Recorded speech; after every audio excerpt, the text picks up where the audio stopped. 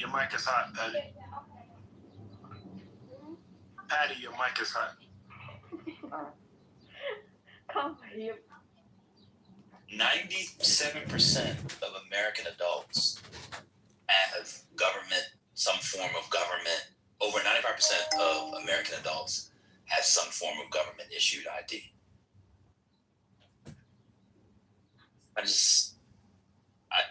This to me is just not, I don't understand the issue. I really don't. I'm looking at this from some company, but if you take it down to they say 97, but 95% of American adults plus have some form of government ID. I have no idea why this is an issue. Why the Democrats can't use this. Oh, valid? Yes. State ID, passport, military ID. Yes. That's high. Okay. I think that was high. That has nothing to do with okay. So when we're writing laws, we say, okay, well, Trent thinks it's high. I'm trying to have a conversation. No. I'm with you. I'm not against you on this. Like, I think we're done with that conversation. I really wanted your opinion on the population grid for the gerrymandering, which is the real issue, is how to solve the gerrymandering. I can't finish with the point I was going to make, so you want to ask me? Oh, my bad. Go ahead. Sorry. Go ahead, Trent. I'm asking you the question. And you and Divine and ML. I'm with you. The population thing, forget the fucking voter ID thing. Y'all be talking about that forever.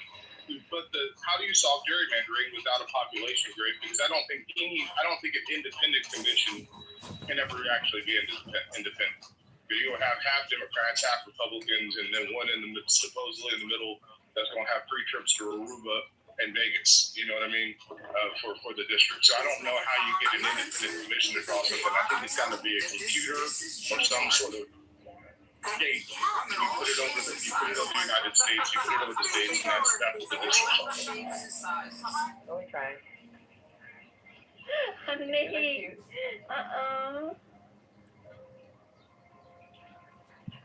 I think that's okay. What happened? Go ahead. Oh, go ahead. Like, we've been here or something. So Patty's over there getting rubbed down on while we listen to the crazy. Hey, I know. So what the Put me on mute, y'all. I can't. No, we need massage too. Could y'all put me on mute? I can't. It's not working. No, yeah, I tried. Put me on mute. Oh my God. This app is beat. Yeah, that's crazy. He won't let us meet you. There you go. All right, so back to what I was saying. So, I don't, in my mind, I just don't understand. This is such a losing issue. Not a losing issue. This could be such a winning issue. Give them the voter ID piece and add.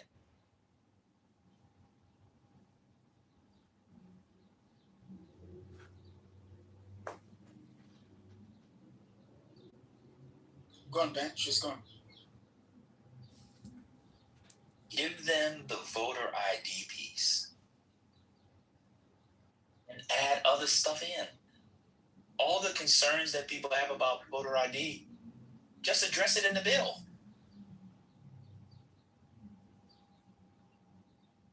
I don't see any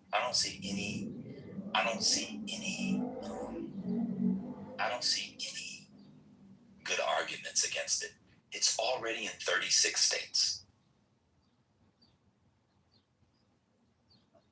People are worried about voter ID in New York.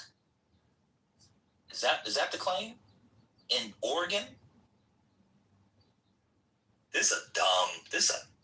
This is dumb.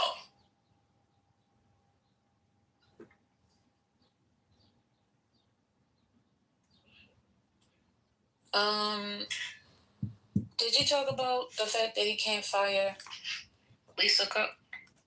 I was waiting on that part because I thought that was wild that they voted for that to be a thing. Well, Wow. the Fed, they protect the Fed is very independent.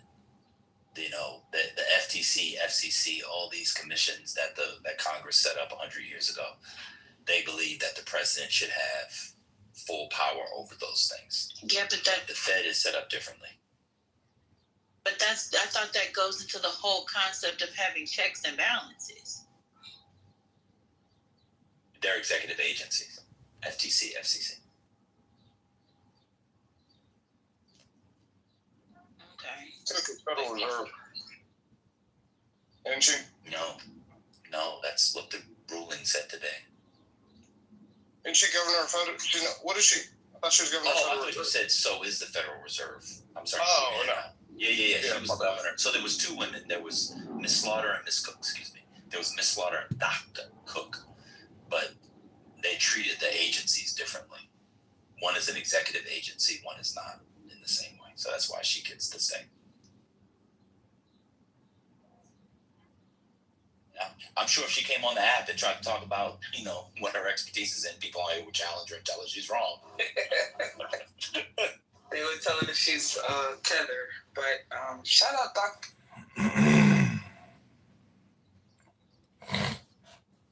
The things that needs to happen when Democrats get back in office is they should limit executive power greatly. They probably won't, but they should. How can they limit it? It was expanded by the Supreme Court. They can't do anything. So Democrats should, when they get into office, Democrats should watch Trump expand and wield executive power, and the Supreme Court allows it. And then when they get in office, even though they have the same power, they should decide not to use it. Okay. I said they won't. I said they won't, but they should, because whatever comes out. Z, you are an anti-Semitic piece of shit garbage, Z. You hear me? You are trash. Your voice sounds like a fucking dumpster fire. Fingernails on a chalkboard, you piece of trash, anti-Semitic.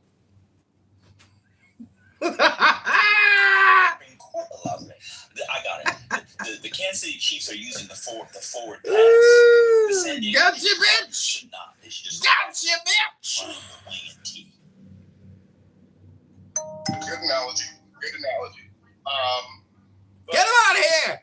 Go ahead, get him out of here! Coming, and I was in the Trump room yesterday. Sure, that was insightful. It was. Yeah, they I had the boys talking about socialism. He had them boys talking about socialism! Starting to see it. He had them boys talking about socialism! Yeah, but I'm not going to go into that. But when you look at what is coming, What is coming? What's coming right now? Oh my God, what is coming?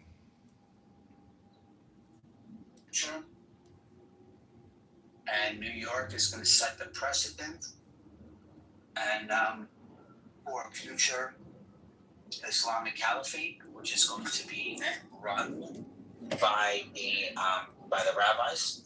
Like it was always run Like before. it was in the Persian Empire? Yeah, like it was in the Persian Empire by the Exilarch.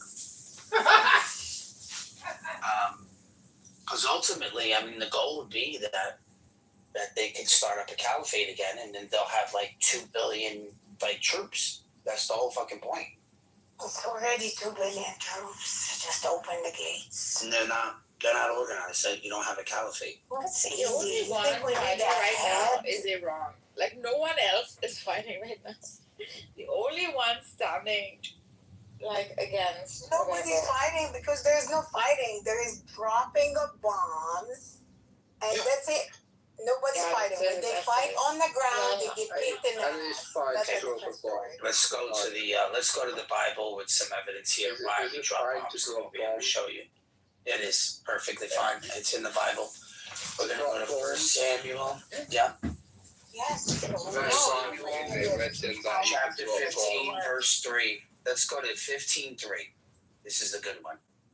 Now go strike Amalek and devote to destruction all that they have. Do not spare them, but kill both men, women, child, infant, ox, sheep, camel, and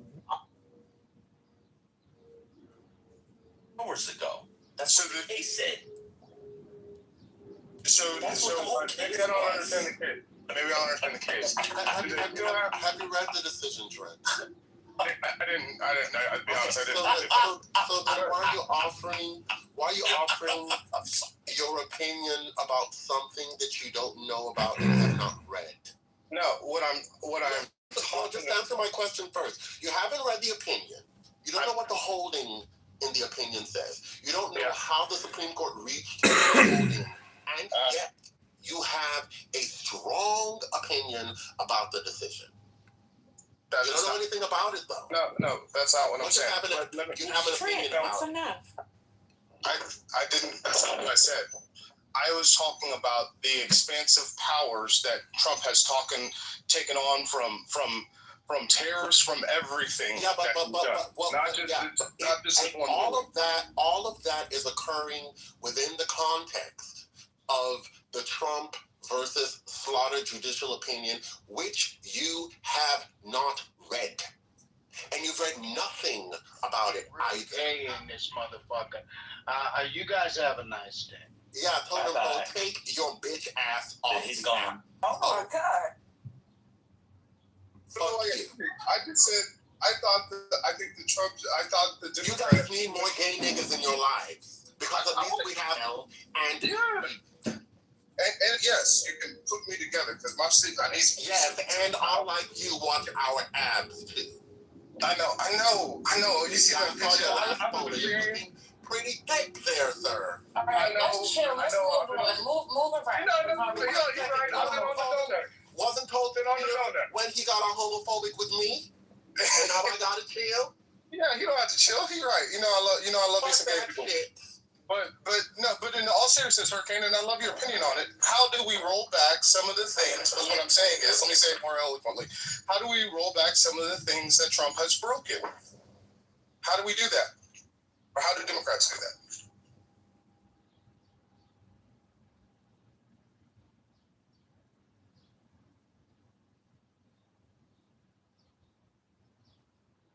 Hello? Hello? Anybody? Is that working? Hello? I think Bam was saying, why roll it back if in fact the Democrats are going to get in? Like, that doesn't make sense. Then they'll be stepping on their own feet. So, I don't understand the question. Just because you get in 2028 doesn't mean what's coming in 2032 ain't going to be much worse. All right, then you push it down the can and talk about it at that time. Oh, I don't see. That's what I think the problem is. It will violate the Constitution.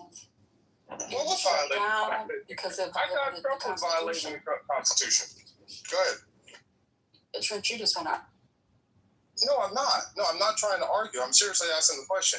If you think Trump is violating the Constitution, then you should strengthen the law.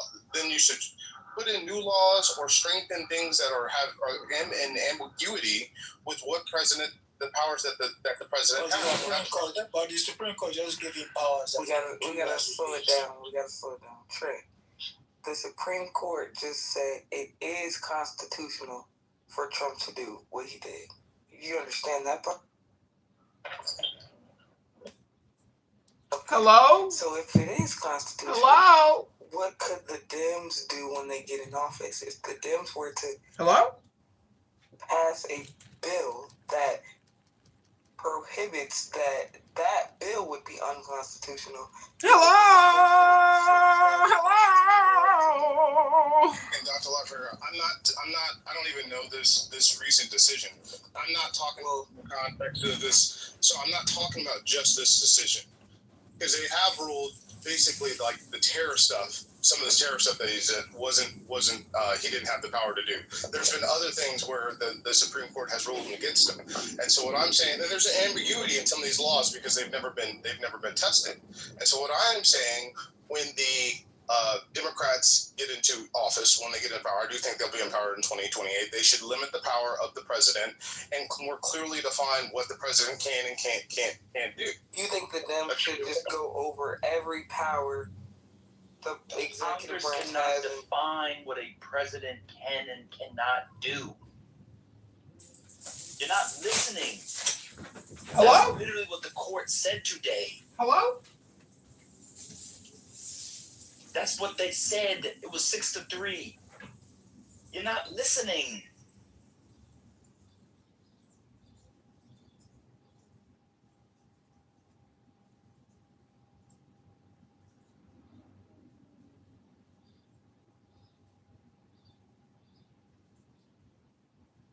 What a stupid thing politically.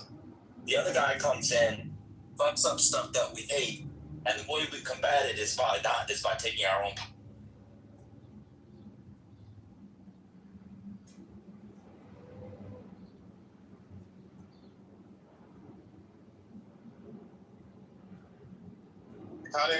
Kanye West said, "Do you have the power to let power go?" I get you. I didn't say I think it would happen.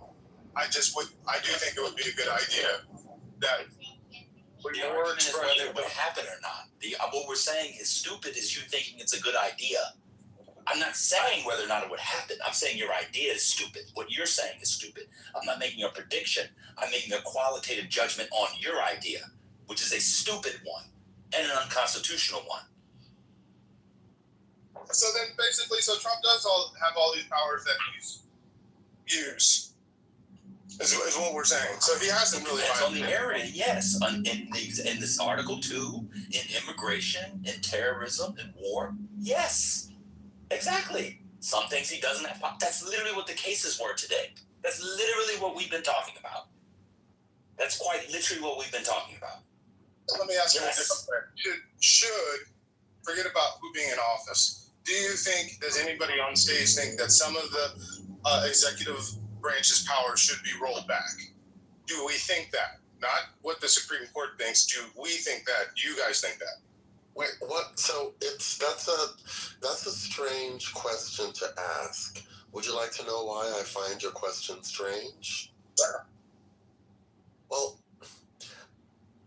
the president's powers flow from the Constitution. The Constitution, as you should know, is the law that governs the president, Congress, and the judiciary. So if the Constitution gives the president certain powers, those powers can't be taken away legally because they belong to the president as a matter of law. For instance, the authority to make foreign policy decisions.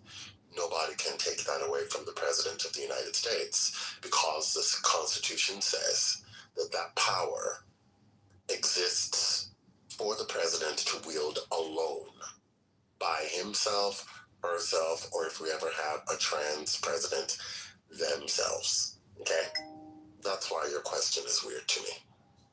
So I think the thing that Trent is inarticulately asking, which clearly stated may not be any smarter, is are there maybe like loopholes or points of vagueness in the delineation or the outline of presidential powers that can be filled or packed in so that the next president like Donald Trump can't exploit like those things? I think that may be the thing that he's trying to ask. And again, maybe it's still not a smart question.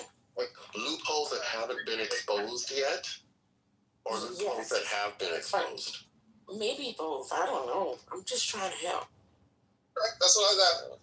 The ones that everybody is saying that he has used to be unconstitutional to this point, that I now guess are constitutional. But that's what I'm asking. Is there a way to rein in presidential power? Yeah, there's one way. When a president abuses his executive power, one way to rein it in is to sue the president because of what the president has unlawfully done. That's why Donald Trump has been sued hundreds of times already. That's one way. I've been effective. That's false. Well, correct me if I'm wrong. How where has that been effective? Have you read the decision today regarding his attempt to fire Lisa Cook? I saw that there was a 5-4 decision that she can stay in office while they review something else. Is what I got. But I didn't read the whole thing. But please explain. I'm listening to you, baby. Do you consider that a win for the president, or do you consider that a loss for the president? Like a loss. Okay. Well, you've answered your own question.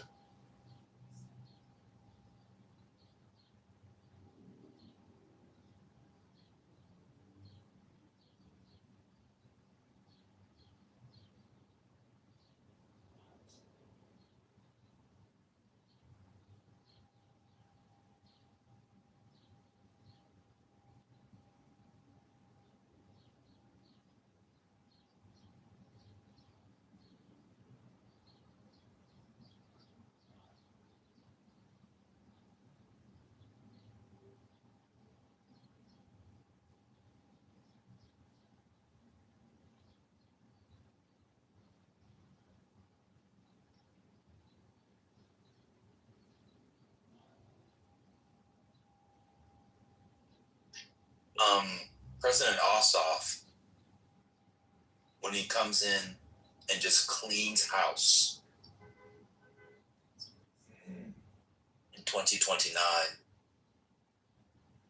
Republicans are going to regret moments like this. I don't understand why people are working from the assumption that we're going to live to 70 years old, 75 years old, and Donald Trump's going to be president the whole time.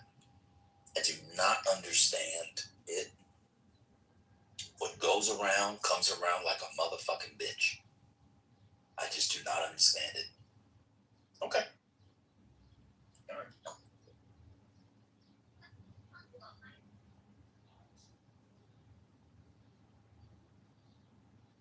I'll just say Wait, this. what happened? Who got cleaned out? Who got that clock cleaned?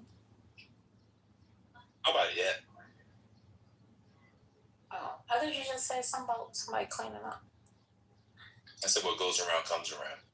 Right, but before you said that, you said something about somebody. I said when President Ossoff comes in 2029 and cleans house. And fires everybody, including Gotcha. Brandon Carr and all the maggots that are in. They're going to be pissed. Thank you for clarifying. They're gonna be real pissed when the socialists come to power. You know, wish they rolled some of these executive powers back then, because they're laying out the blueprint for socialism. Blueprint.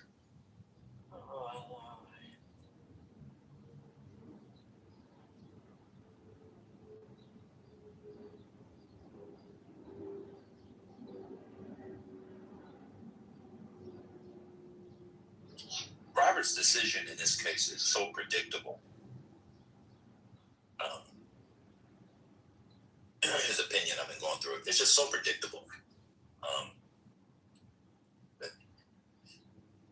He's basically saying the president can pick who he wants to work with. That's literally what he's saying.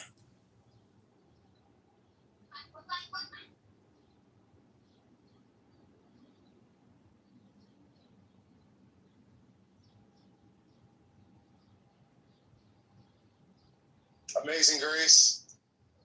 The socialists motto should be like the Colorado Buffaloes of 2 years ago. We coming. Oh, and Ben, you didn't tell me about DC. Yeah, what happened to the Colorado Buffaloes last year? They came and left. Hey, what a horrible analogy to use. Dion lost the hope. Dion had cancer. Fuck. Dion had cancer. But look, hey, you didn't tell me about DC, so my cousin Doug told me about the socialists that wanted DC. I didn't know this. I thought it was only New York. Nobody cares because she's black, so we can just move on. Yeah, nobody cares about her. She's a black woman, so nobody She's a black cares. woman, so who cares that she's So we only care about the Browns. Browns and BIPOC. The Indians and the BIPOCers. eye poppers. Okay. And the nation.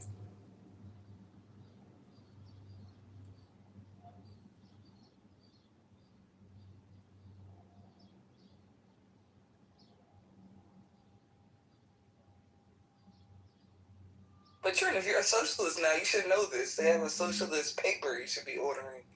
You should have been updated on that the next. To be honest, Doctor, I ain't bullshit. I'm reading up. I just watched the Marx documentary on Prime. Oh, this is where all this is coming from. It was a little boring. No. I've been saying for a minute. Like, it wasn't me.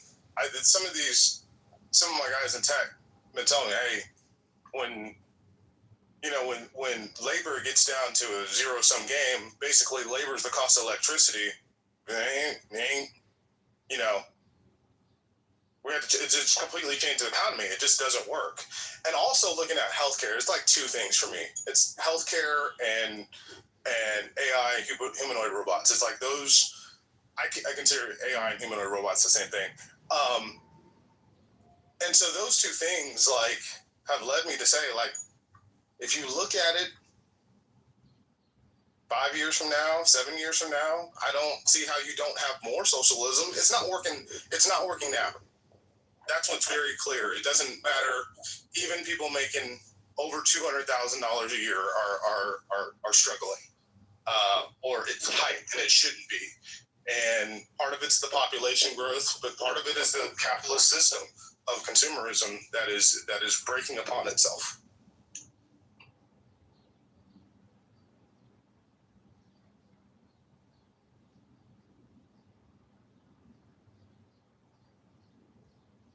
So, when are you going to read some Marx?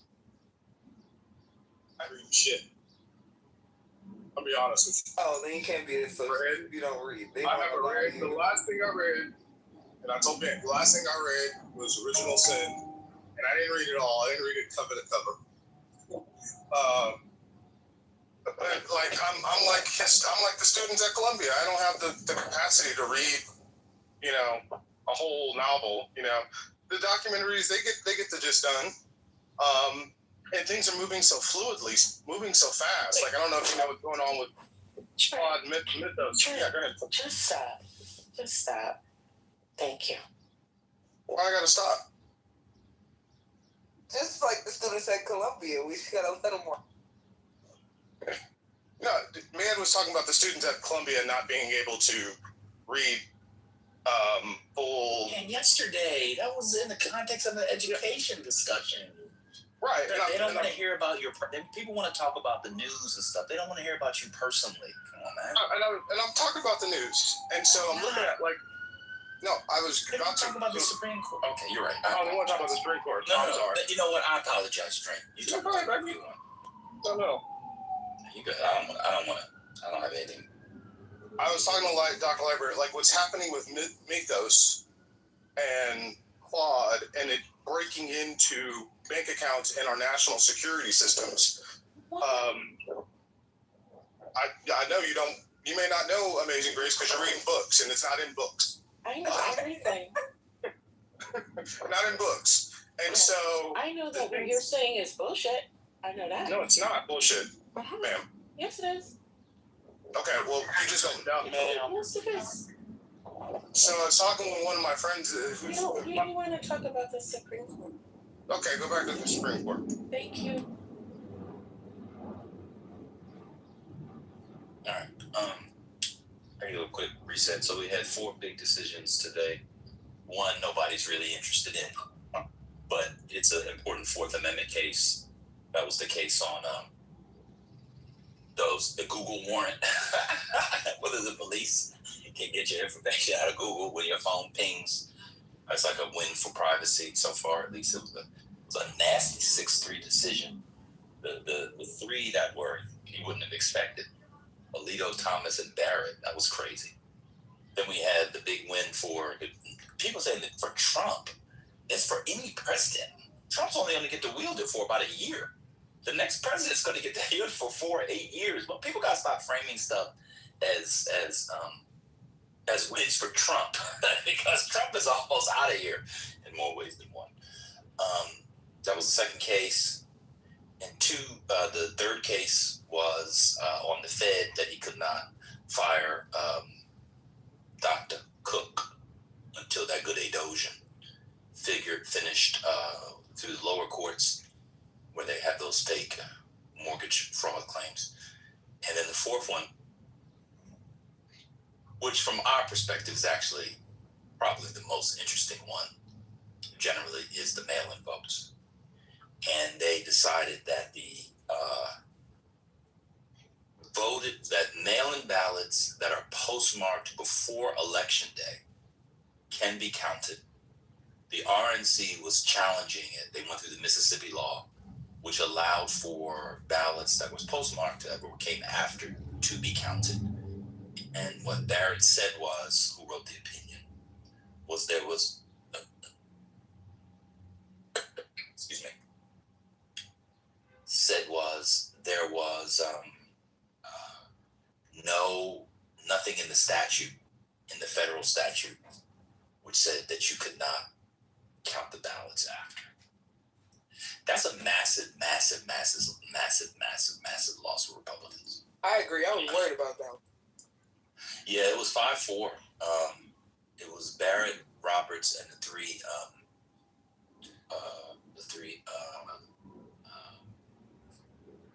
justices.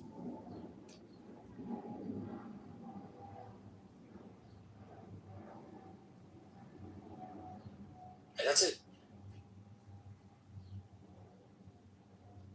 So the only thing I'll say about the Watson decision is that it strikes me as a decision that should have received a unanimous vote from the justices, or even better, it shouldn't have even gotten to the court at all, because I think the language in the federal laws is clear enough about what states can do and what they can't do. And so Alito's argument about why the 5 justices voted in favor of the Mississippi law is a strange argument to me. I'm seeing here that he says that the ballots should be gathered by the states on election day because that is what the election day statute required when all voting occurred in person. Well, voting doesn't always occur in person these days. So that's all I've got. I don't think that. Well, maybe it should be occurring in person. It just shows you how far these unprincipled conservative justices are willing to go to reach outcomes that advance the nefarious political agenda they have. Nefarious. Because if they were principled, they would have said, got no principles. We're going to vote alongside the 5 that supported the Mississippi law.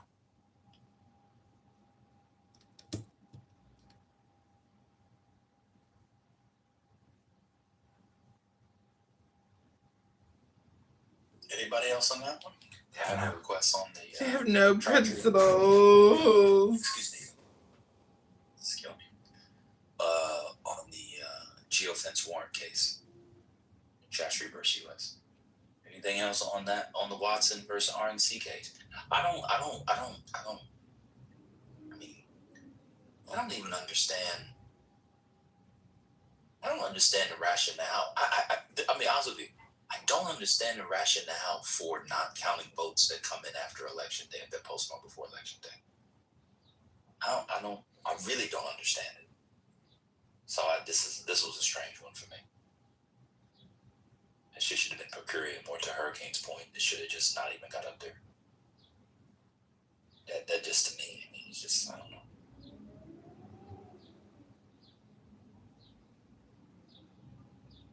Anything else on the voting rights one? I'm sorry, the mail-in balloting one. Okay, the other case, Sister Keisha wanted me to go. I can read from it. It's the Chastry versus United States. It was a 6-3 case, and they argued that a geofence warrant, that's a warrant that told Google to provide location data for cell phone users who were near a particular place during a specific time. It ruled that when they did that to obtain evidence against a man for a bank robbery, they conducted a search for Fourth Amendment purposes. And so they sent it back to the lower courts to determine whether or not that search was reasonable. So it's a Fourth Amendment case.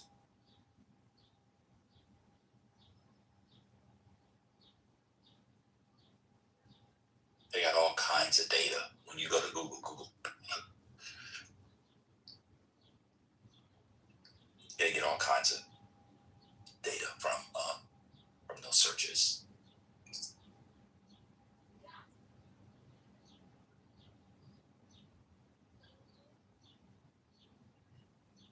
that anything else? Just Keisha, any questions on it?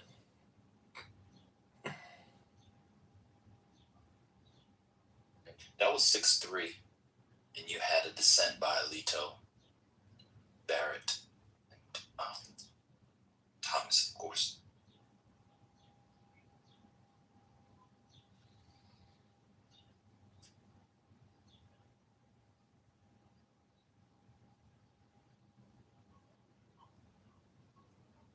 Okay, so Liberty is asking for a roundup case. No one's really speaking about it. I guess I can say something. The government decides that when your grandpappy and your uncle use Roundup, the Supreme Court decided that even though they didn't tell you if you caused cancer and he had cancer and died of a disgusting death, you're not allowed to sue Roundup or Monsanto. So those billions of dollars of lawsuits will probably fail. And you had, I believe it was Gorsuch and Jackson were the two dissenters. Gorsuch has an evil company streak, my understanding. So sometimes he'll go against the big bad evil companies and he wants them to pay. But he's got real mommy issues. I don't know if people know Gorsuch's history with his mommy. Did you all know that Gorsuch's mommy was the first cabinet member ever held in contempt by Congress? If I recall correctly. His mommy. No, didn't know that. Yeah, that was his mommy. She was an EPA director under Reagan, and she was for the streets. She had gotten a divorce. She moved to D.C. She had gotten a divorce. She had moved to D.C. and she was in them streets, boy.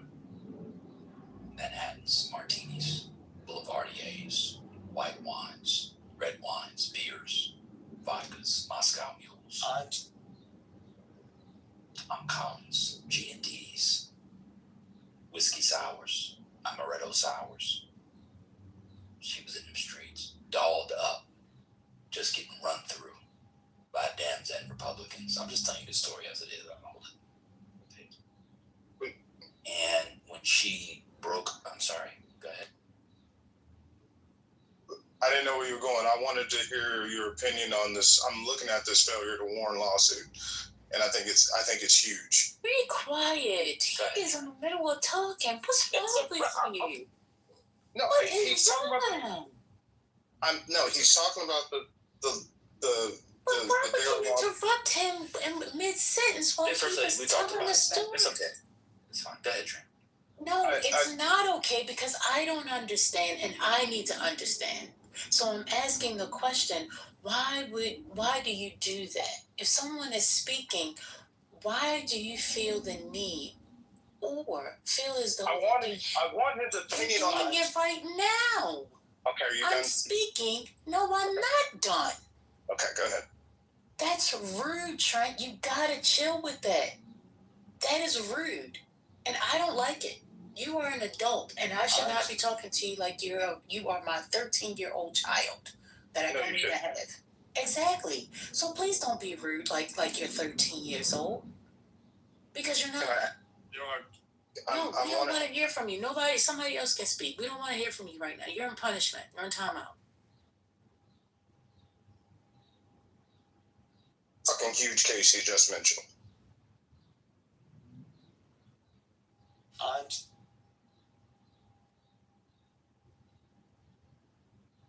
Did you just use profanity? I just wanted his opinion on what he just spoke about. That's all. when he was done, you could have asked. Be quiet. Go ahead. I'm sorry for interrupting you. I wanted your opinion on Bear. Well, now he's not even going to talk. So now we got to sit in this awkward silence because... Hey, let me just ask you a quick question. Hello? Where's your mom? Where's your mommy? She's at her house. Can I ask the question because you guys No. are... Okay. Now, no. It affects all of you, by the way. That failure to warn is significant. I just want to know if that takes away the lawsuits.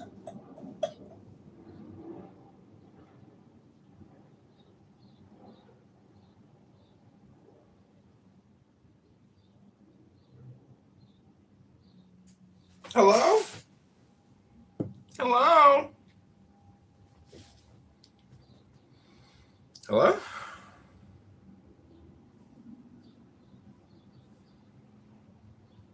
Hello?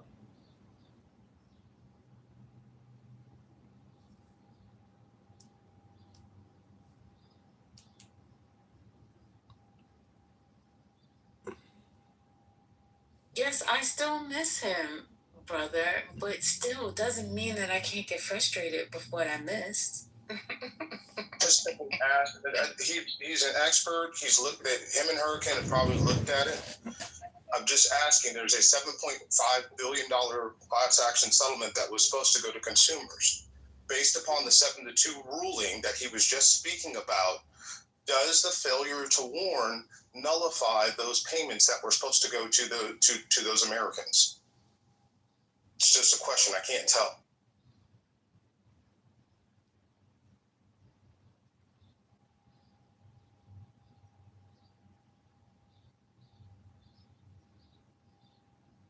And I'm looking it up. It doesn't. I'm looking it up like now. I didn't know about it until you said it. And the reason why I'm asking because that would have impact on a lot of things. If the failure to warn mechanism, that's the Tylenol lawsuit as well. So if you're saying that companies don't have a duty, that's what I'm trying to understand. It does it mean that companies don't have a duty, or the failure to warn you of the possibilities of the side effects of their things? It has automotive impact. I'm trying to understand, what does that mean? So the issue, to my understanding, is that the EPA had already come to the conclusion that glyphosate did not cause cancer. And so even though tertiary information started coming out that maybe it did, it would not have, they had no duty to say that it might cause cancer because the EPA had already come to the decision that it hadn't. And so therefore it wasn't appropriate for them to sue that they failed to warn because the EPA had already decided that they didn't have a duty to do so. That's my understanding. Sir Liberty, thank you for that explanation. Great. So, and do you know if that nullifies the lawsuits then? So these $7.5 billion, that $7 billion suit is now not going to go out. I'm not sure about the specifics of that lawsuit in particular. I know that this has really broad, sweeping implications for lots of other similar lawsuits to this one, but I don't know for one that had already. Do you have the specific, plaintiff and year of that case you're referring to? Put it in the chat because they talk about it. Yeah. Hello? Hello?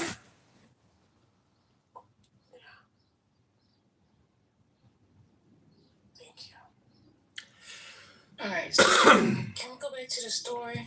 Hello? The mummy. How you say it? Mummy.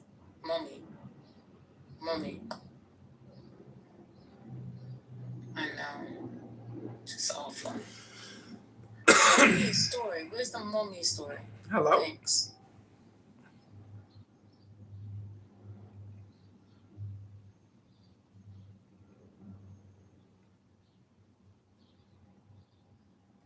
The mullah. Where's the mullah, man? Come on, what's going on with the story? Hello? Forget it.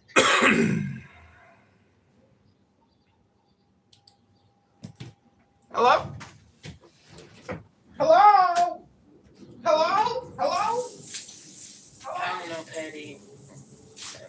was right in the middle of a story. And someone asked a question right in the middle, so can't get back to the story.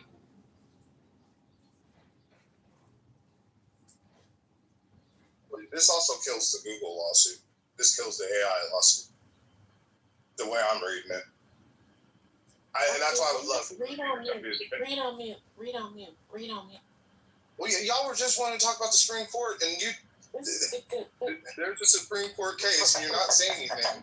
And I think this would kill, like Sir Liberty. It would kill the AI lawsuits as well. Okay. Well, does the EPA regulate the labeling of AI warnings? What is going on?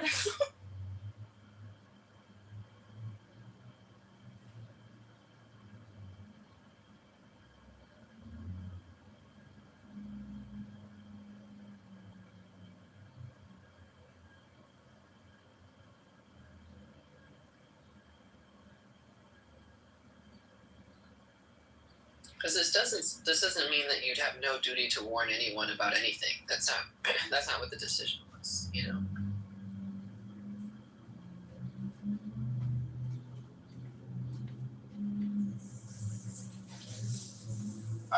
Rennie, I actually do think you could connect it to data centers. The way, again, I'm not a legal expert. That's why I'm asking the opinion. But I actually do think you could connect this to some of the data center lawsuits as well. That's why when you say Fortress is something of a bad company killer, I'm like, whoa, this is massive. Auto lawsuits, class action lawsuits. Like the way I'm reading it, again, I'm reading the cliff notes. I'm not going through the entire opinion. That's why I would love. I'll come back maybe when y'all want to talk about it. But from a corporate standpoint, that's probably the biggest thing of the day by far. Or when and it was 7-2. Just come back when you've read more comprehensively, because that might answer the questions that you're posing. Comprehensive reading. Thank you.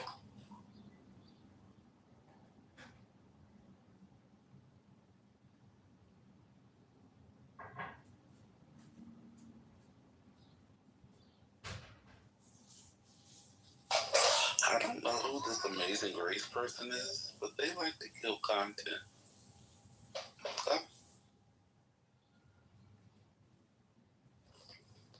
I think you confused me with Trent.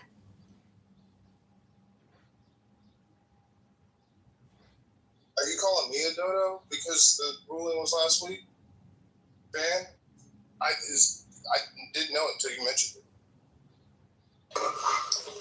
Nobody calls you a dodo.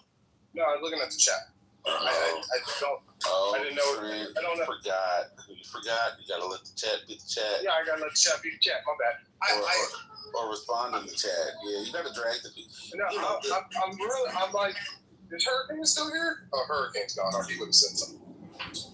But no, that fucking Monsanto ruling is just unbelievable. And I don't know why it's 7-2. I'm just like, wow, stunning. And this, you want to talk about something, the Amazing Grace? You want to talk about something that affects you, especially older folks? Some of this shit What makes you think I'm older? And you already said that you don't know about it, so. I'm looking at the summary of the ruling on failure to warn, and that they didn't have a duty. Like, I don't know how you could say after you realize something causes Hodgkin's lymphoma. She already told you, but she already explained it to you that once the EPA had decided that the agent was not carcinogenic, right, that removed the company's obligation to say, I'm including this agent, which is carcinogenic potentially, in my product. She explained it to you already. So why are you continuing? It's mind-boggling.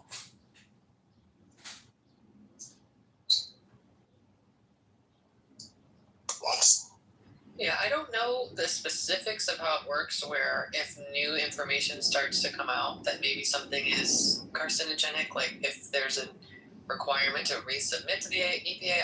I don't know the specifics of how that works. All I know is that basically these court cases were basically juries of people coming to conclusions about whether or not something was carcinogenic or not, which is not really how the FDA and the EPA are structured to operate. We don't like leave that to juries of people to make decisions about whether or not something's carcinogenic. We have these organizations specifically designed to do that. So I think I generally agree with the decision in this case.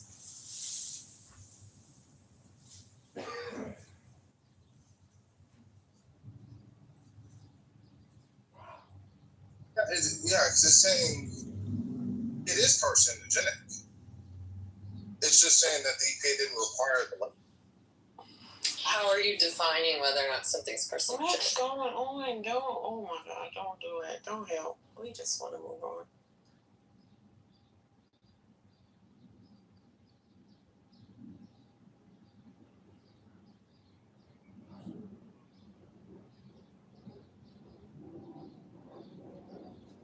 Yeah, I'll leave. Yeah, I just read it. It dismissed thousands of lawsuits. So the lawsuits are dismissed. Great day for America. Y'all have a good one. Bye. All right, cool. So, anybody else on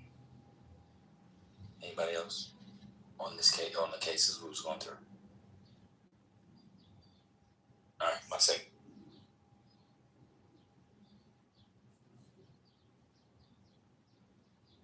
Hello, folks.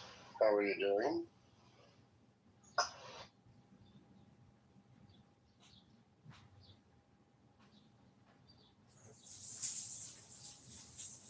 Hello.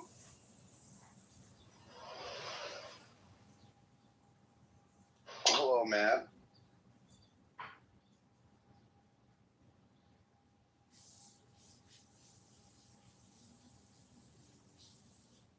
No, I'm not. No racist slurs from me. No way. Anyway, good to hear from y'all. The SCOTUS cases. Pretty cool that we can, smoke marijuana and still retain our guns, right?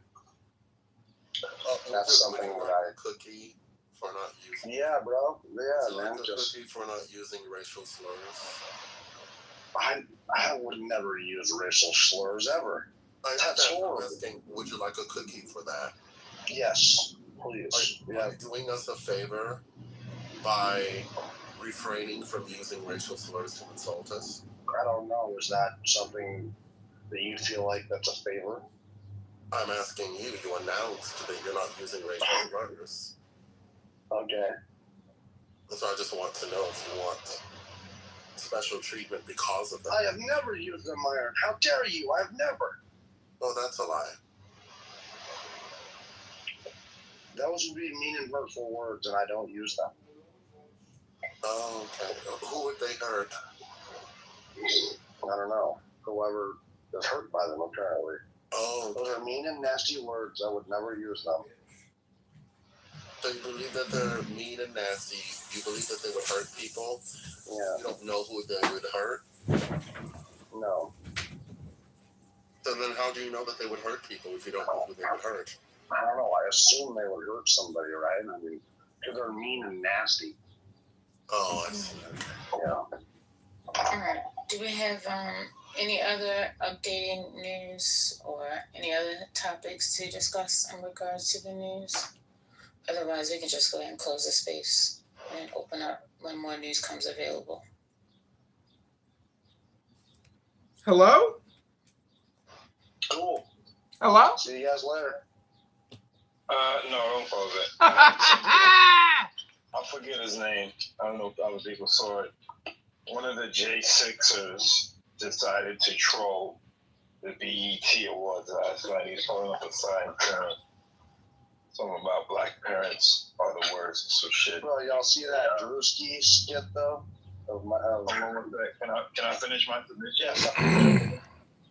Yeah, so they were kicking him up and down the avenue. They took his signs and leave black people alone.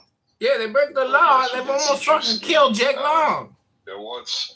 How did he get out of jail? I thought he had $1 billion bail.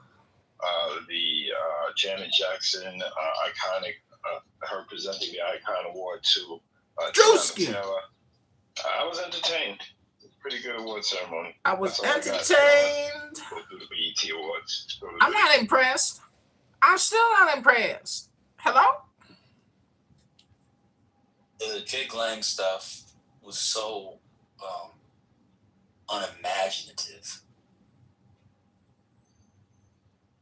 They lost. They lost.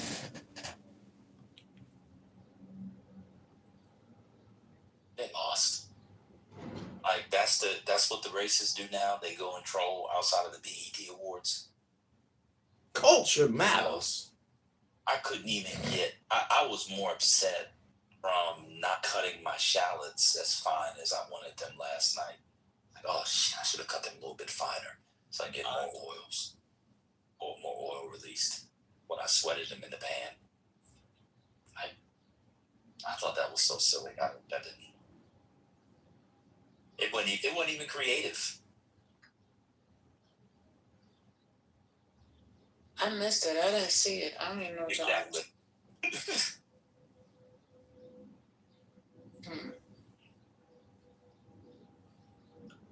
I did not tune in last night. But anything else on BET Awards? Someone says RJ is the ultimate chaos agent at the BET Awards. And his antics became a joke. Did he do something at the awards? No? Okay. Ray J. Oh, Ray J. Oh, I was gonna say the RJ on Clubhouse is. But you said RJ first thing. This song is also. It is RJ, is Ray with a J. But yeah, Ray J. I'm sorry. Yeah, the RJ on Clubhouse is a terrorist, but that's a whole nother. Leave Mr. RJ alone. Drewski trolling him for about, I don't know, a minute. Drewski was a mess. He gonna burn in hell. He came out mocking the church. He did the flying preacher at the top of the show. He had a minstrel type choir. I thought it was disrespectful, but I mean, that's what we're gonna do. That's what we're gonna do. We're gonna allow it. He made fun of Jay-Z. T.I. had a good performance. Shout out to, y'all don't know her, but my homegirl Hi-Hat was a choreographer. She did the damn thing. T.I. did good. He had the son that had the fake car. Cardi B did her thing. She had the motorcycle. I have a affinity for anything involved with motorcycles. So shout out to Cardi B. I think the East Coast dominated. No disrespect to all, the South and the West, but the East Coast definitely dominated the award show. From the recognition of, damn it, what's her name? Sylvia Rhone. Sorry, Sylvia Rhone was recognized. She's from Harlem. Tiana Taylor again was recognized. The performers. I don't care much for French Montana, but shout out to Max B. He's home. He's the Wave God. He performed with Max B. So shout out to that. I think it was heavily East Coast dominated. Yeah, and for Janet to come out, I mean, they went crazy. Just anything with Janet. She's like, yeah, I'll come out and talk to the people. I thought that she didn't have to do it. Yeah, I think they did an okay job this year. I usually don't watch because I'm out of that life, but somebody yelled upstairs, the BET Awards is on. I said, fuck it. Fuck it. I got shit to do anyways. Motherfucking BET's on. Let's go. Guess I'll try to watch it on replays.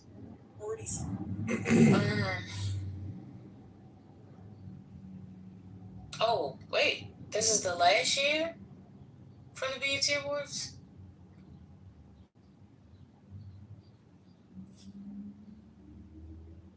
Yeah, I did hear something like that. We touched on it briefly, I think, in this room. I don't think it's the last year. I think they're going to change how they do things. I don't know. I got to do a little research for that. Okay. Well, what about this NFL Brandon guy from the 49ers? He fires his agent and refuses to show up to training camp. Is it the same guy that got in trouble or like got suspended for hitting a person from the stands? You wanna? No, he's not. That was a new dude that played Steelers. That was he's in Metcalf.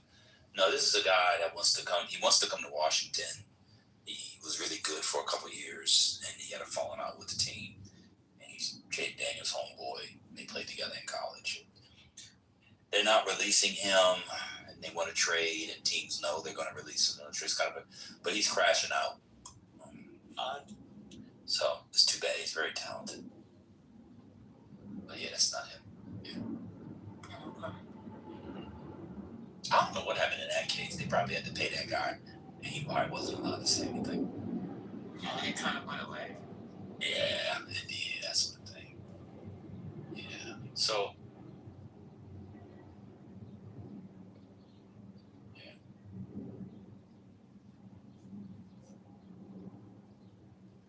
The other sports news is that there's an investigation for an NBA player. He was under investigation. 2 years ago, played for the Pistons, Malik Beasley, that he was shaving points. This sports betting stuff, it's going to ruin, I'm telling you. It's going to ruin professional sports. And it's going to be, I'm telling you the sport first. Oh, by the way, Brazil-Japan is on. And let's get it. But it's going to ruin basketball first because it is the easiest one to do it. And the one where you think you won't get caught. So it's easier, you know. It is not good. It's not good. I'm a freedom guy. Freedom, do whatever you want. It's going to ruin basketball first. And it's going to be sooner than people think if they don't do it. What they're going to have to do, and I'll be done after this, somebody's going to have to get caught and just get a lifetime ban without the possibility of reinstatement to send a lesson. You're not going to suspend people. That's not going to get people to do it. You're going to have to lifetime ban people. They don't bring water? It's really bad. It's very easy to shave points in the NBA. Very How about easy. a tip? You score 10 points, minus 110, 10 and a half over under. Your boys bet $100,000, $200,000 that you're going to be under. Oh, shit, coach, my knee hurt. I can't go back in. Don't nobody know if your knee hurt. You at 10 points. You at 8 points. You sit out the second half. You don't come back in. Nah. It's really bad. And I'll end here. And then y'all go. I'm down with it. Was very frustrating as a watcher, as a sometimes thinking person, is that the amount of money that these people make is not enough for them not to do it.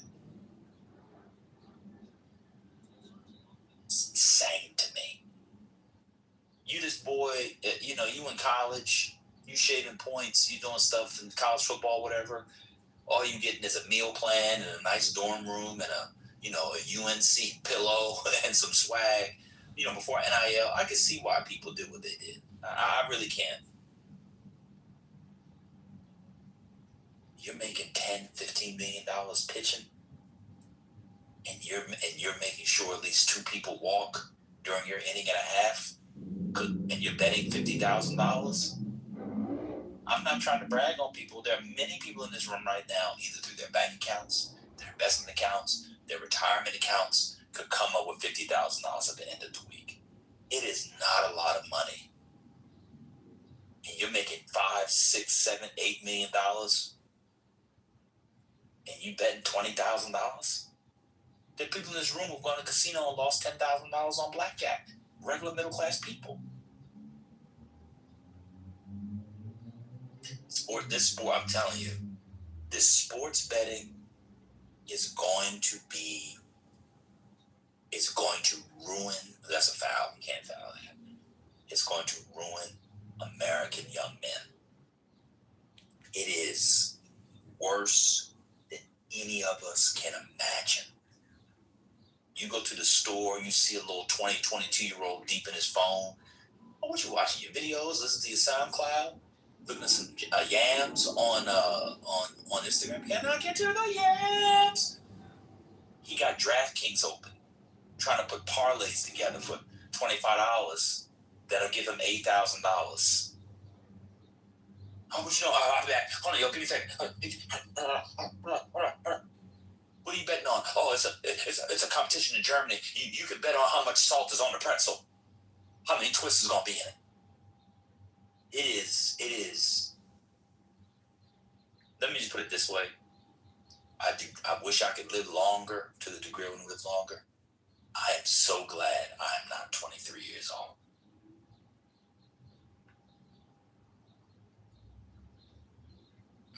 I'm so glad.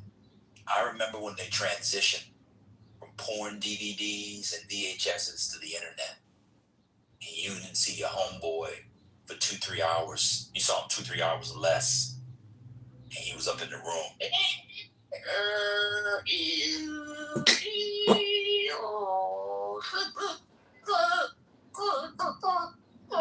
was getting on CompuServe. Remember how you had to dial up? He was getting on CompuServe, right? Now, they're not even interested in that, although some of them are.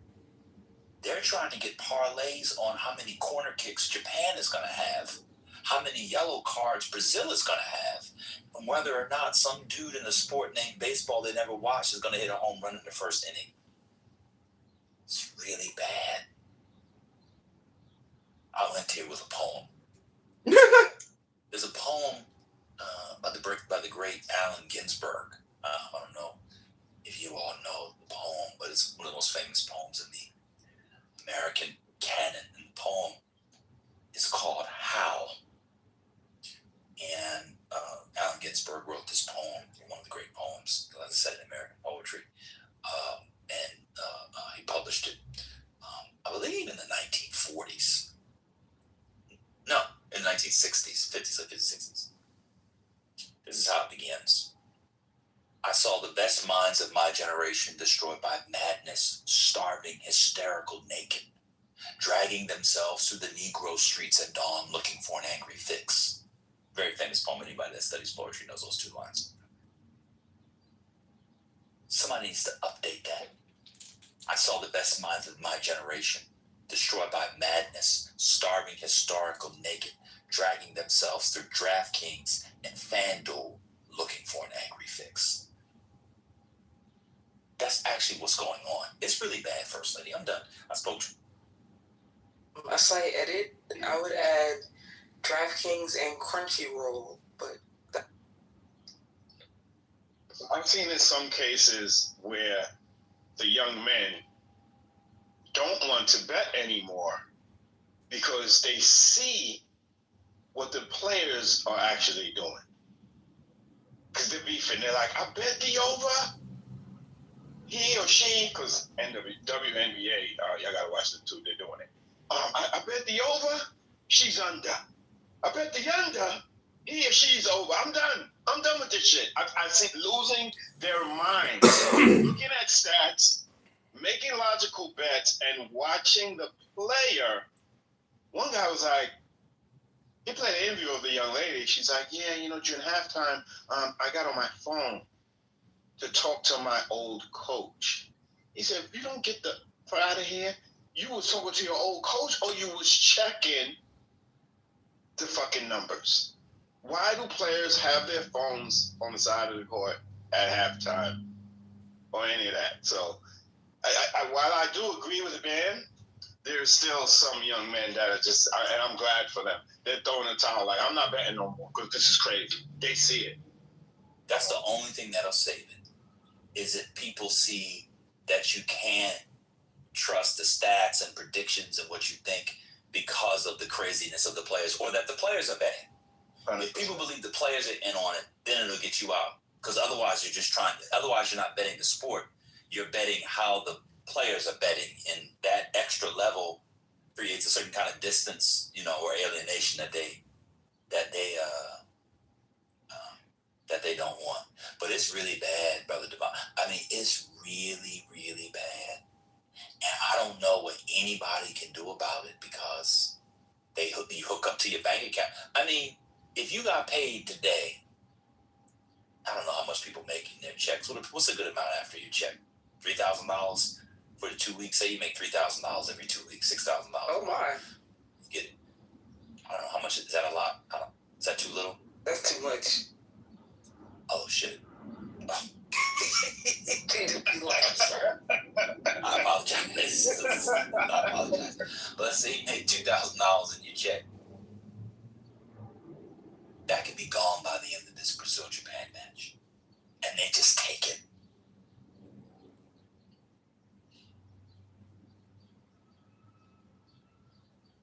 Yeah, but you know what they did? Oh, go ahead, Igor. No, before, you need to go to the shady street with the bat, You want to watch porn, you need to go to HD, Now everything is on the phone. So I agree with you, man. I was going to say, what they did, at least in my area, during not this past March Madness, but the year before, when they saw the volume of player props in the March Madness tournament last year, You should pay them the Martian to Tehran. Most of the states around me, they completely banned player props in college basketball. Like, you cannot bet a player prop in college basketball anymore. They're going to have to start doing this in the professional sports. Like, the only things that they're going to start allowing, I think they should, if players keep gambling, is like the futures, like who's going to win the Super Bowl, how many wins such and such going to win, or how many wins this team going to get, who's going to make the playoffs, and probably just over-under straight up. Like a Dr. Harvey Carter, have you been BIPOCing? Absolutely not. So you said volume and not volume like an Indian. You said the volume. Did y'all hear that? You said volume. That's what they say in New Delhi. What's going on? You been BIPOCing?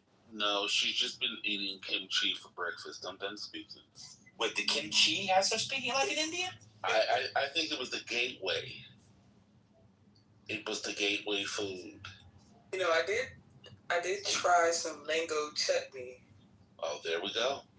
Wait, what's the relationship between kimchi and Indian? I don't know. It's just a gateway. When you try new foods from different people, why not try some curry? Oh, I see. Yes, okay. Oh, okay. I was like, I know brother does not think kimchi is Indian. Like, I know this app has ruined brains. No, no, I'm not that gone. I may be buck broken, but I'm not delusional. Yeah, no more player props. They got to start there. Are they paying the college players now? Are they getting paid now? Yeah, it's better. Yeah, they're getting some. Okay. But it's limits on it, but they do have NIL. But the sports books, if you let them know, it's player props, game props. This is all kinds of stuff. There was a good article. I don't know if you guys saw it. I don't know if you guys saw it. I know you didn't. There was a profile in the New Yorker on like the last bookie in America.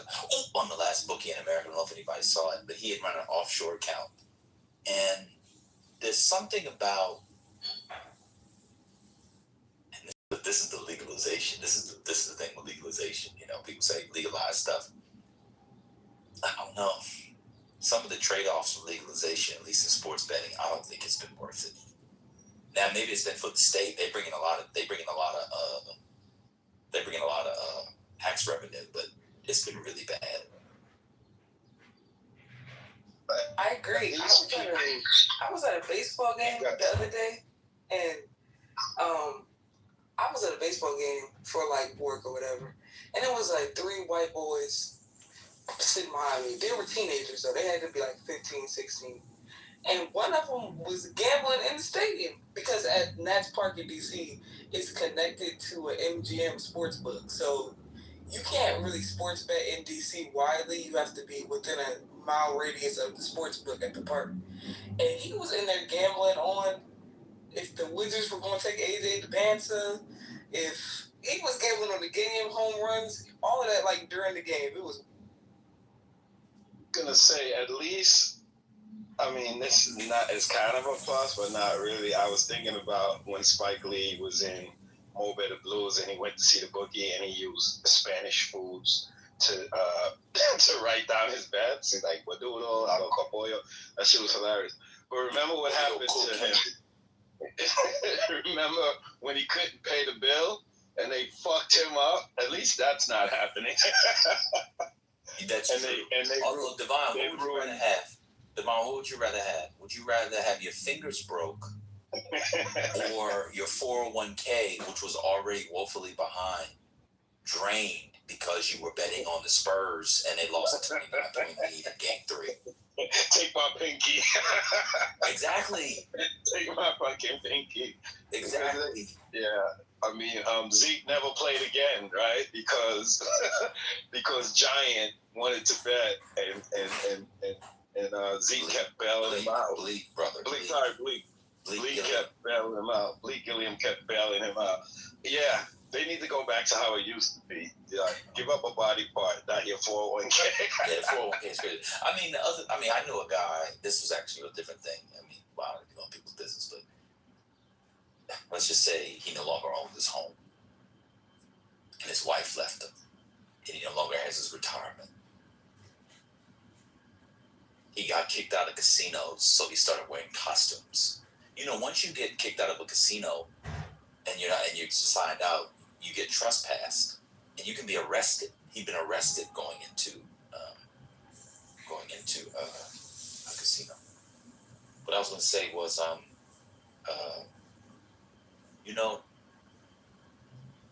they can do it, but they have to come to, like, maybe bet on the winner of the game. They got to get rid of the props. They also got to get rid of the, like, in-game betting. People go wild on the in-game betting. I don't know if people know what the in-game betting is, but on these apps now, it's just like it sounds. You can bet in the midst of the game. So the odds are constantly changing during the game. So you're watching a basketball game. It's the Spurs-Knicks. The score is 47-45. You can bet on the over-under for the rest of that half, for the rest of that game. And after every shot attempt, it's updated. It's insane. Every quarter, you could bet on the spread of every quarter. You can bet like, will this player laugh or like touch his head? It's insane. Yes, bogus. They gotta figure something out. But the sports books are making good money, so they're not going to change anything unless Congress makes them change it. But the Republicans are too busy trying to find ways to get the black boys, especially, to not make money. I don't know if you guys know, but there's a bill in Congress that's basically trying to change NIL. Are you guys following this? Nick Saban was testifying, and he said the reason why he retired was because players were being paid, and effectively he couldn't wrangle them anymore like a slave driver. Did y'all see the testimony? Utterly insane. But what have Republicans freed the slaves, so whatever. Where are the evangelicals when you need them? We need some order around here. Why are they not trying to ban the game? There's a wing of it in the manosphere, but they also link it up to trad wife and no women voting and all the other things. So it's hard to, it's all entangled. Anyway, I think our segment's done, Dr. Library. You saw that. No, you go. There is a rumor that Golden State want to take AD and LeBron James in the trade. Whatever they're doing, they need to leave us out of it. We don't want Jimmy Butler for 6 months. We like it. Yeah, they want to trade Jimmy Butler, actually. No, thank you. The Wizards should deny any trade attempts by the Lakers. We do not want, the Warriors. We don't want none. I wanted to go back to what Ban said earlier. They gotta hold these players accountable. If they know it's being done, and ban their asses. Send a message to all sports that the athletes are obviously betting. And it's crazy how it's taking online people to, I see it on IG all the time. I'm not gonna lie. I used to, what was it, Prize Picks? Prize Picks was my shit. And then they banned it in my state. I'm like, what the fuck? And they came back, but by the time it came back, I'm done. I don't fuck with none of that shit no more. I can't, because it is bad. It's really bad. See what the players are doing. People talk about the refs. No, watch these players. Watch what they're doing. If you really are into it, you'll see. So there was some good news on this front. I said I was done, but we didn't talk about this. I think it was interesting. So I don't know if people know, but there's a team called Texas Tech. They're a very good football team, college football team. They're a much better engineering school. You see, if you're from Texas, the engineering programs at Texas Tech are better than those at Stanford, MIT, Caltech, Duke, Johns Hopkins, and Carnegie Mellon. So even though they have a good football team, you really want to go there for engineering, because the engineers at Texas Tech are way more coveted than those coming out of Stanford and MIT and Caltech. Anyway, he had been caught. Yes, he had been caught up.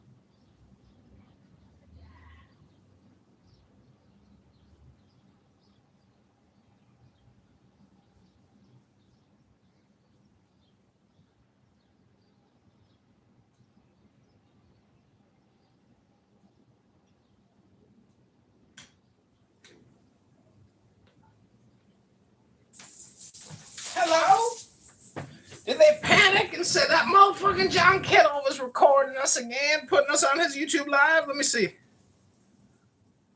Did they boom it? No, my phone crashed.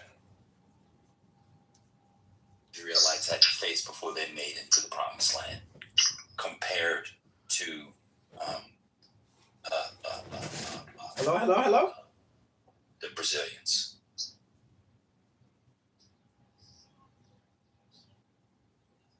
Brazil's in trouble.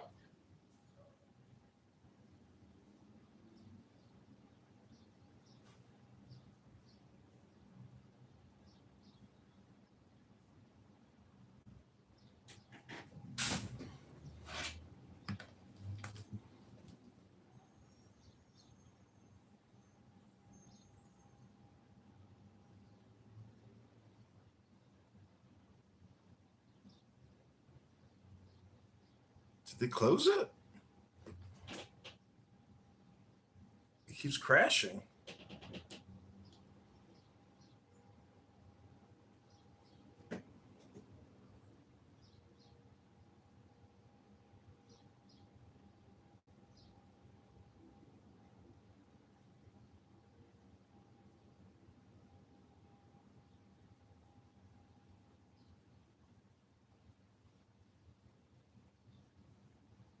You said Brazil was in trouble? Yeah.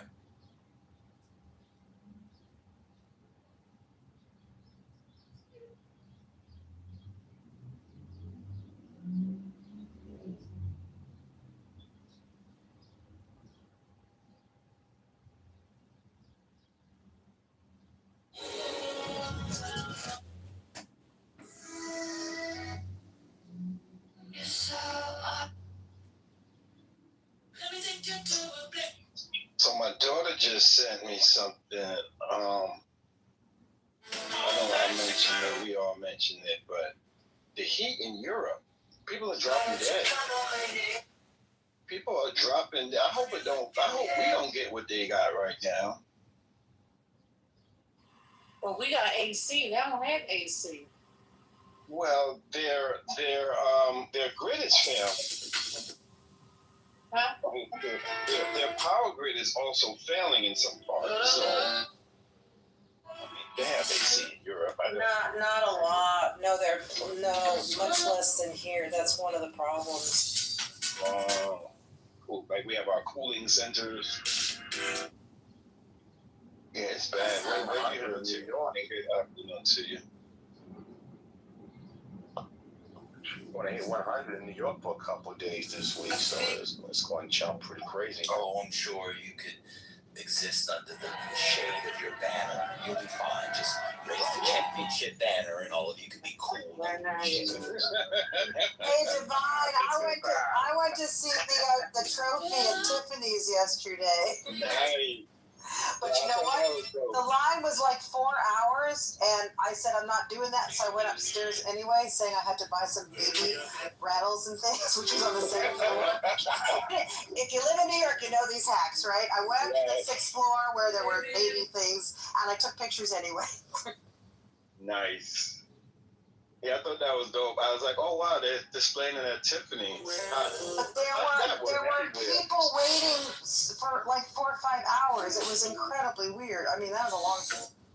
Well, why did you pick Puerto Rico? Sorry, I was going to ask you. Doesn't Tiffany's make the trophy? I thought, and they engrave it. I'm pretty. Oh, that fun fact. Okay.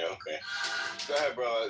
Somebody was saying something. Alvarado took the trophy to Puerto Rico. I mean, they all have replicas, so. I was questioning that because Tiffany was showing it at the same time that Alvarado took it. Apparently, the Tiffany one is the one they're going to be placing the team name on. That's the real one, yes. Right, that's sort of the real one. But at this point, they're all like real because like no name is on any of them. So, they're all sort of real replica. Right. How are you doing, guys? Why is everyone muted now? Who's that? I'm Malik. Nice to meet you. How are you, sir?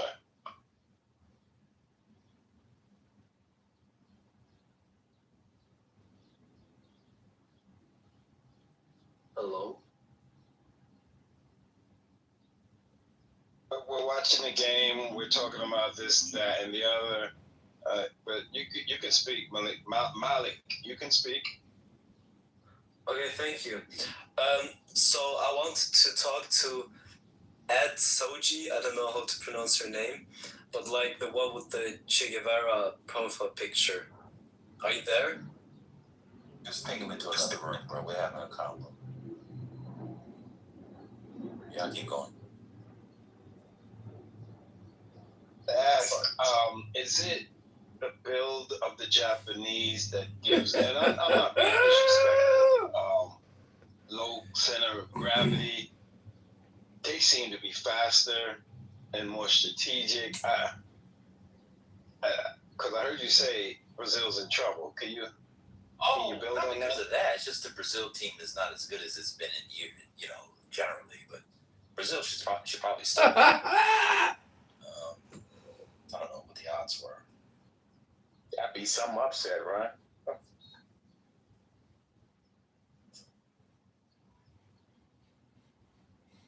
Yeah, they're plus 400. They're the big underdogs here.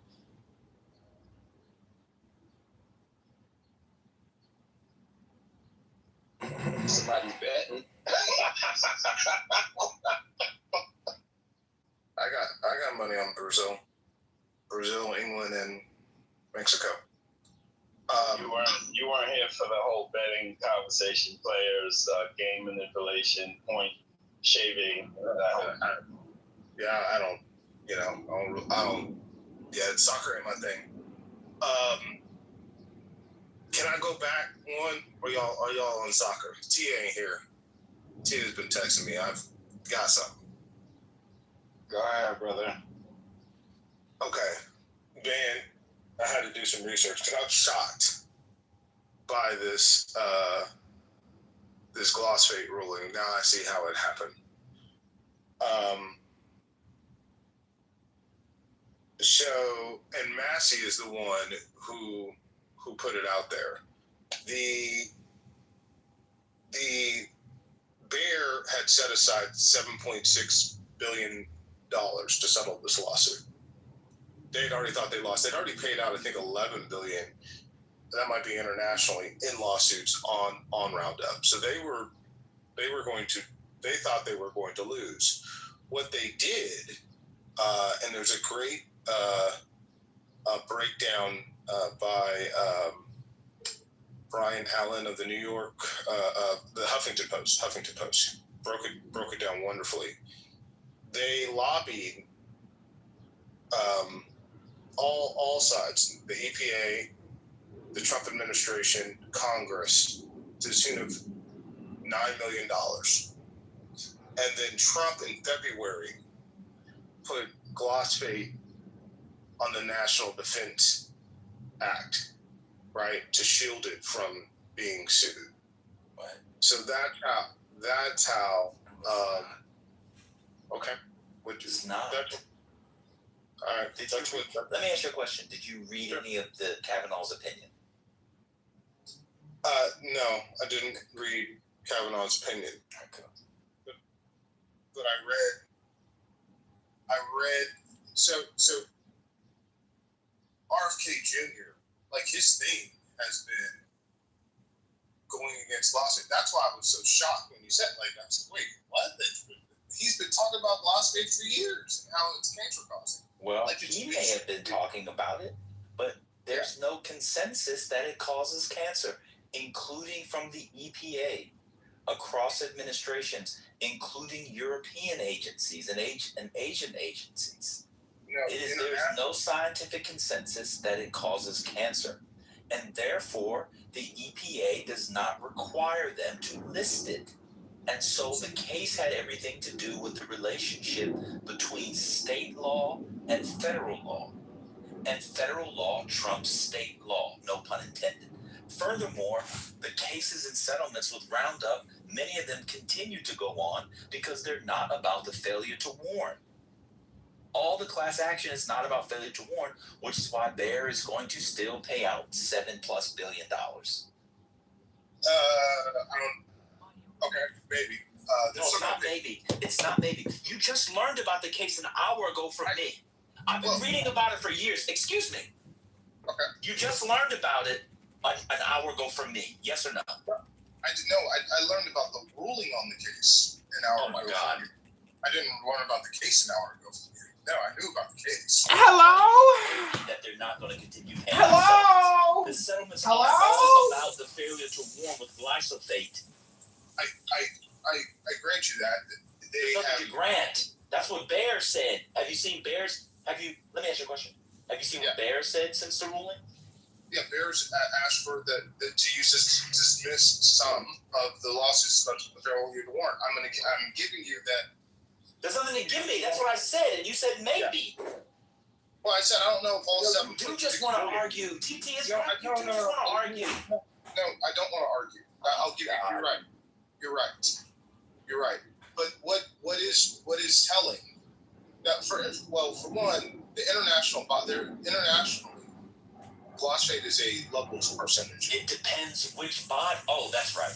There's two bodies in the world: the EPA and quote internationally. So when I give you the leading European agency and it doesn't say that, then what? No, you're correct. But there's not two bodies in the world internationally in the U.S. I said there is not consensus. Okay. The IARC? They have no effect on American law. I grant you that.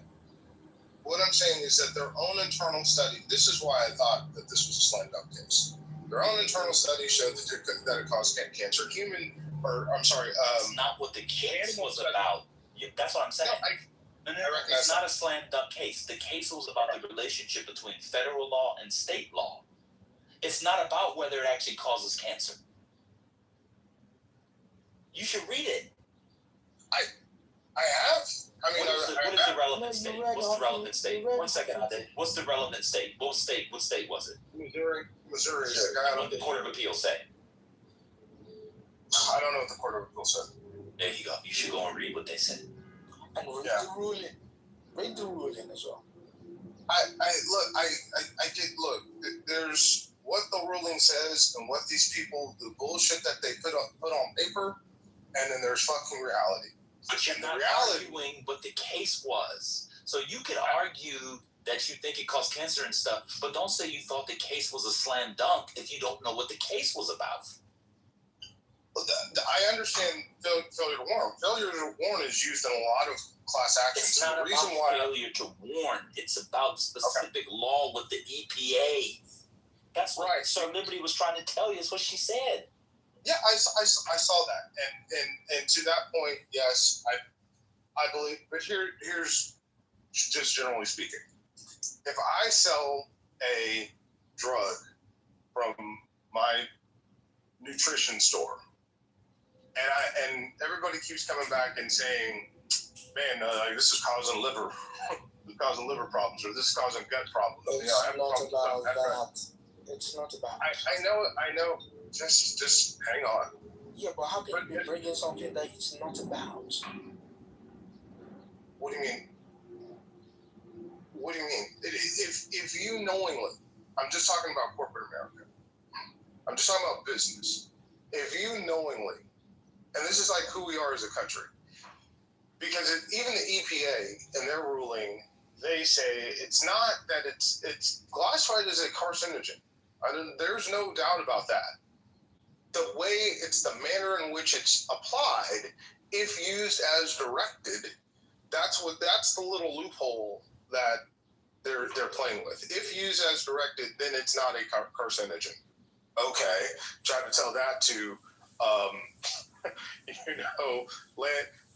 these are relatively landscapers aren't always the most highly paid people or the most educated people, and if you know that for the most part, the way that your product is applied is affecting the workers and kids that are going and playing in the grass, and you don't warn anybody that, hey, based upon this, I have a duty to warn you. It's really slippery for our country. That's why that's the reason why I was shocked by the ruling that it was 7-2.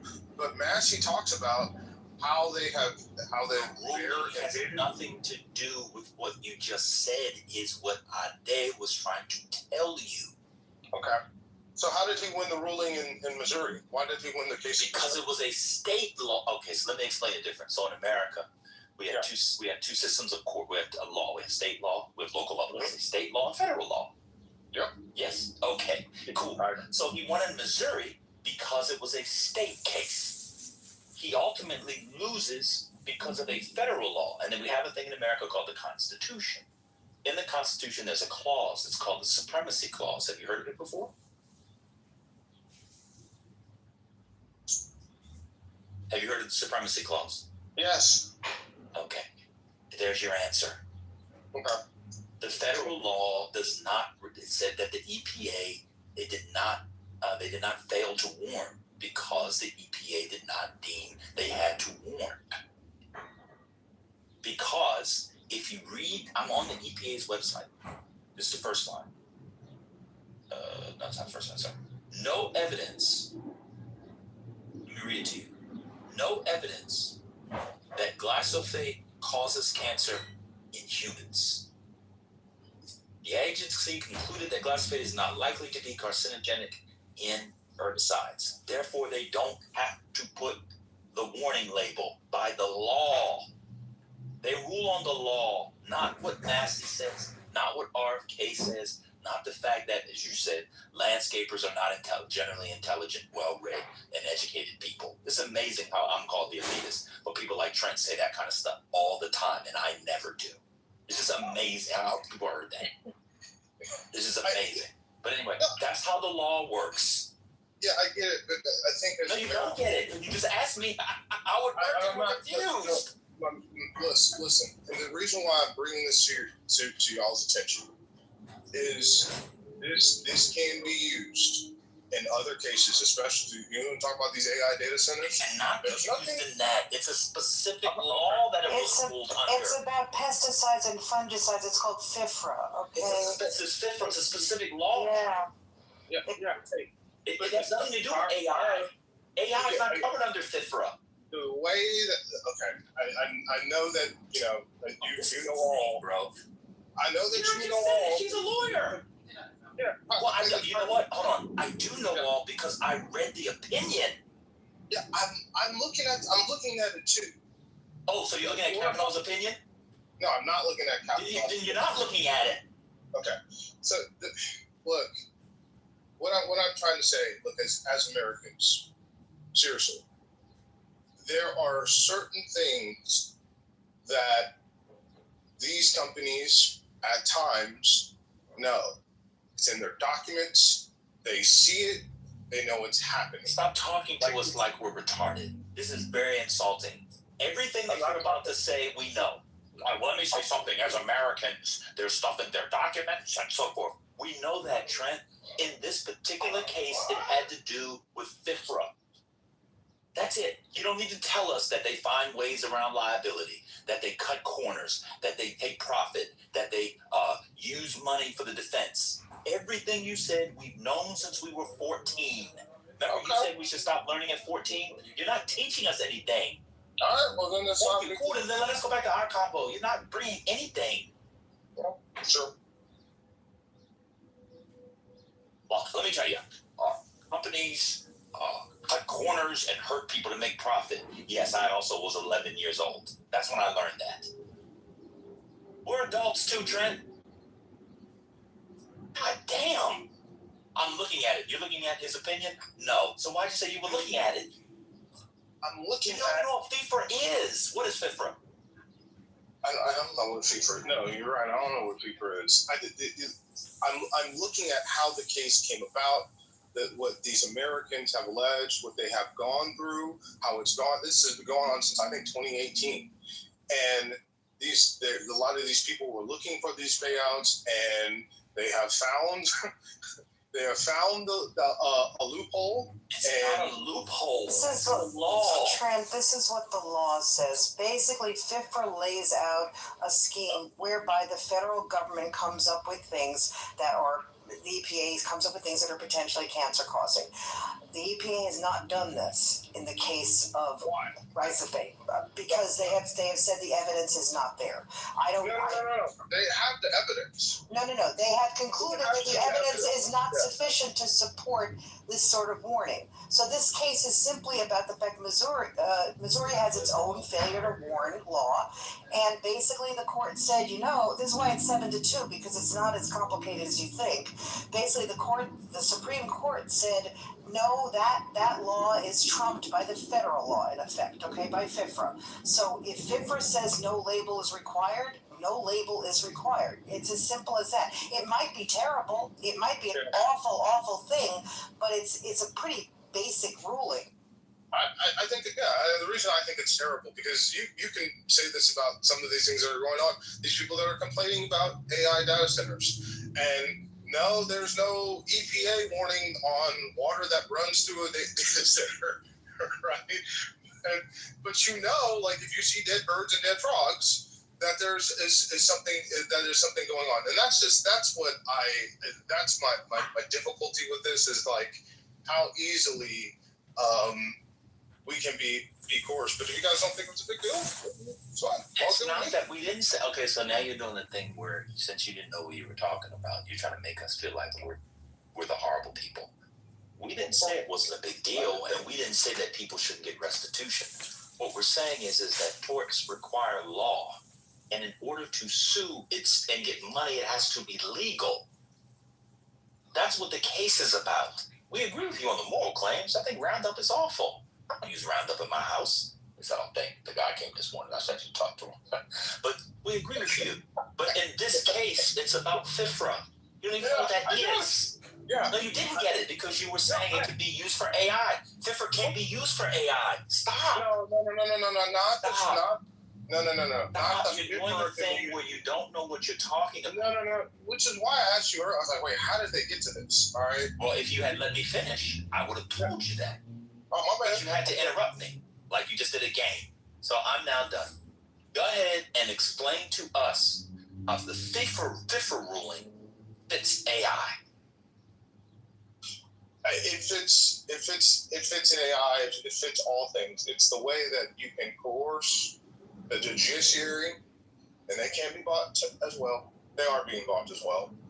The administrations obviously can be bought, and things that are really, really simple. Like we've known that Roundup caused cancer for quite some time, and we know that we know that there are some effects with some of these things that are being built around us. And when these companies have evidence, like in the case of Tylenol, which I know nobody wants to talk about, but when their own documentation shows that they know that there is a problem, but instead of acknowledging and warning the public, which they actually kind of have in some cases, in the case of Tylenol, instead of warning the public about the dangers and what they are seeing, they package up the company and sell it to somebody else. And that's what I think is sometimes terrible about corporate America and not trying to protect, this nation and our own government, which sometimes does not protect us. And people like JFK, as crazy as he is up there screaming about how bad JFK is dead. You mean RFK Jr., correct? RFK Jr. Sorry. Thank you, ma'am. Yeah, that's it. Of course, that's it.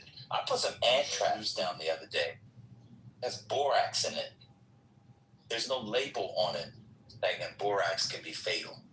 Should I be able to sue?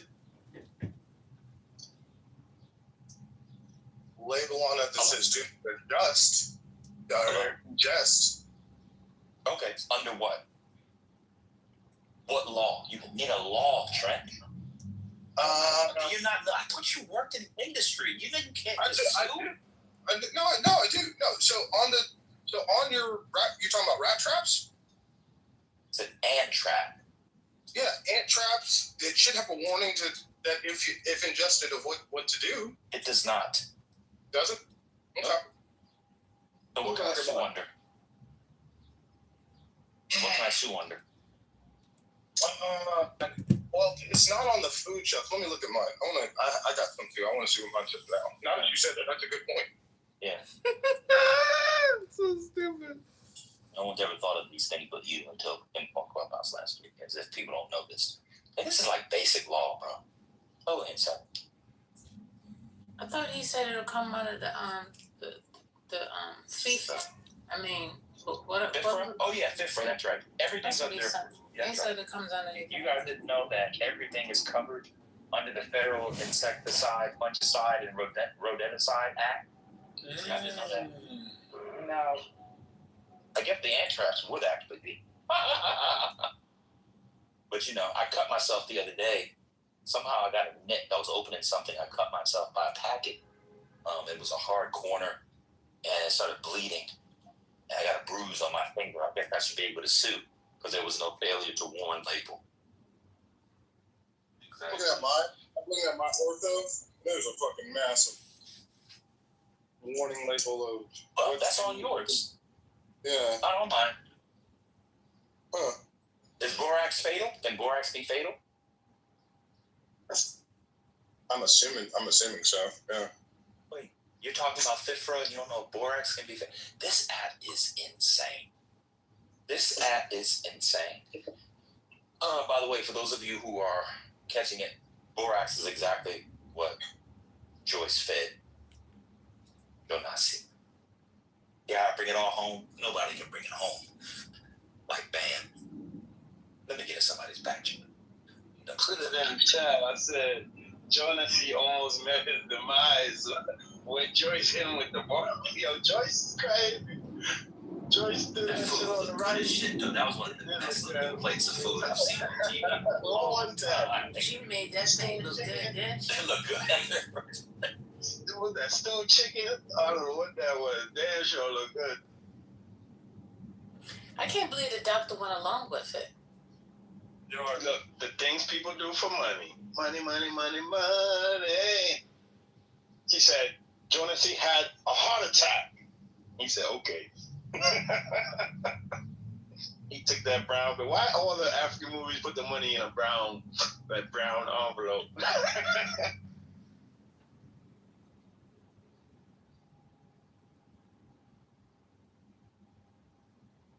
This Harris borax ant trap killer.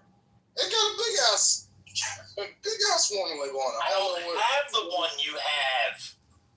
What you got? Is it not that does get you're right. Yo, you're bored, yo. Go read a book. You're bored. No, I'm just saying. I'm looking at them. I just pulled them up. I'm not even looking at mine. I'm looking at the ones like that you can buy. They all have warning labels on them. Anyway, the point wasn't. It was like we just got to do better as a country. We do have a lot of things that are poisoning the environment. We do have very high cancer rates. There are things, even in our cars. Cars do emit radiation. There are things that we need to be aware of, and like as people as companies, because companies are just a group of people, try to keep the group of people that you're selling your product to in safe. And this one really, really disappoints me. I feel very badly for those people.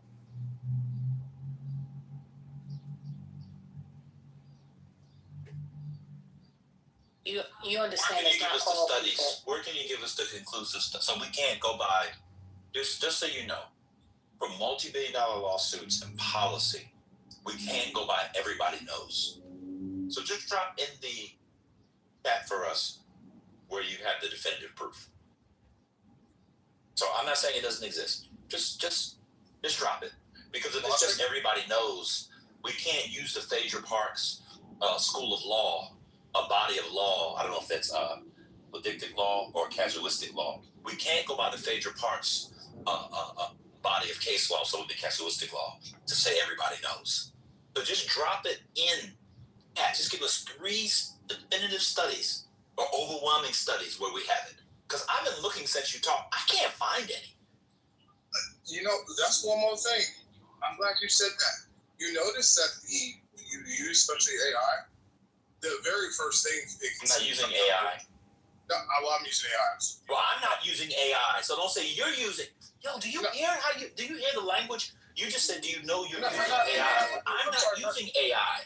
Okay, I was using AI. I apologize. Don't move away. No, don't move away. Just give us 2 to 3 studies. That's all. I'm not saying it doesn't exist. Just give it to us. Okay, I'll throw them in the chat.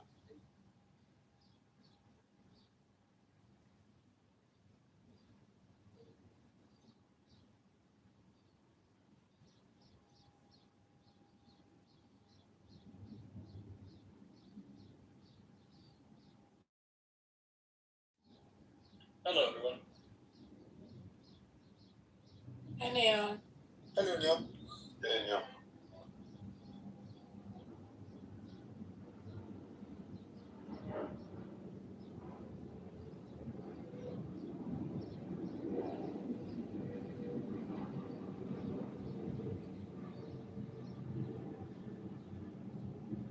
There's two of them in the chat, but what I was going to say, you'll notice if I used Google originally to do it, and right at the top of Google from the EPA, it says glyphosate does not cause cancer. And that's all it says. Like it's been edited, and you're being pushed towards that. I'm not being pushed towards anything. No, I'm telling you that it's being pushed towards that. There is a reason that the algorithm is pushing towards the EPA saying glyphosates do not cause cancer. This is one of the dangers of when your government and people inside your government. Hold on, Trent. We don't need to do the meta. So, what are these studies saying? I don't know. I just pulled them up first 2 I could find. I'm gonna look at them. I asked you to give. What? Wait, I just joined the war room. How the fuck did that happen? Lord, I hate my name. Join houses by accident. Hold on.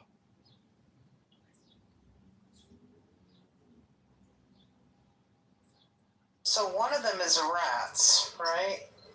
Oh my God, Trent, you gave us a study on rats. Yeah. Because they used it on rats to show what it would do with humans. Are you joking? You can't be serious. No, I'm not joking. Oh, so whatever happens to rats in a lab happens to humans? They often use rats as a way to find what causes cancer. Yes. Wait, are you actually being serious? You think that yes, this is dispositive? Wait, are you joking? No, I'm not joking. No, yes. What happened?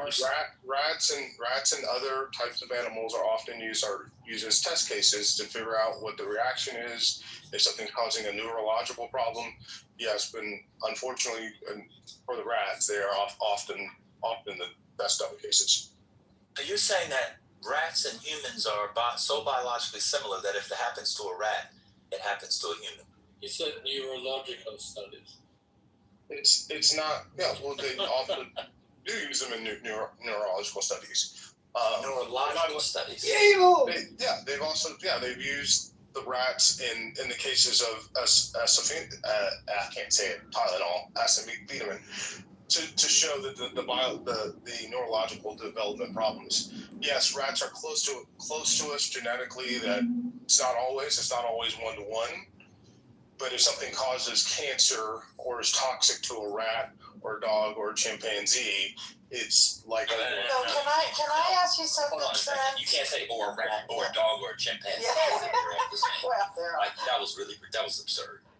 Okay. So Trent, let me just ask you something. If I give a rat the amount of let's say whatever it is, glyphosate that I would give a human, is that because that's what they did in this study?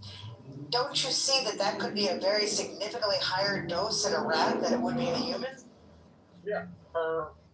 So that's why you don't just use rat studies, because you have to then you can't just extrapolate, because that's what a lot of them do. They basically sort of say, okay, we gave this rat this dosage, but the dosage is really important, right? Correct. Okay, so but that's why your study doesn't go to where you want it to. You don't like the study? That's fine with me. But that's also why you have multiple. We have multiple cases of humans with the same type of cancer, lymphoma. I can't say it, lymphoma.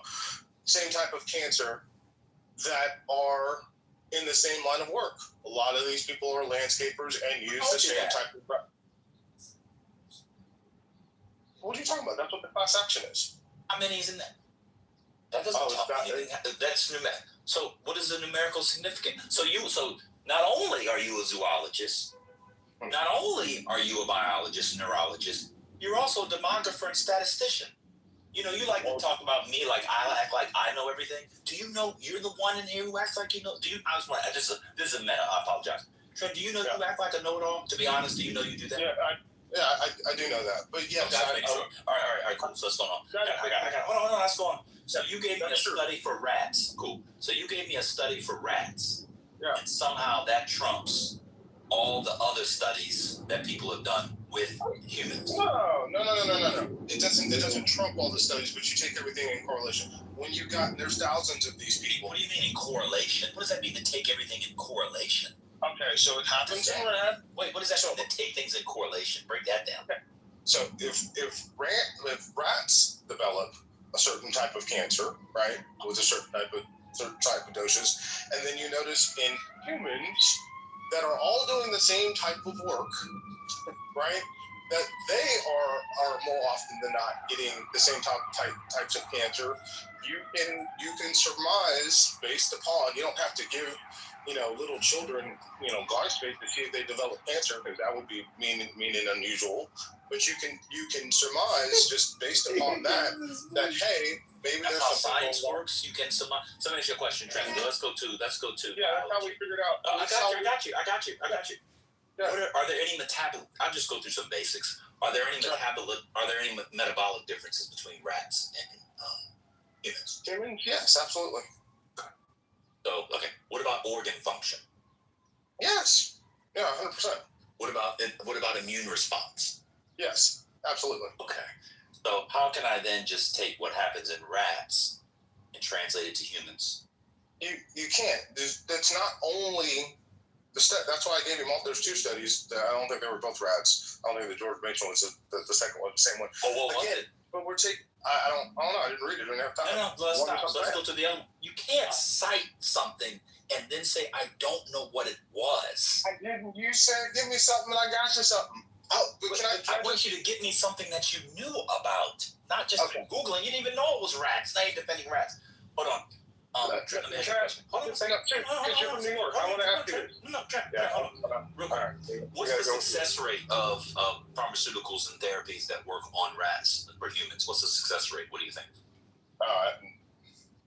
No, I very low. No, but based on what you said, over 50%, right?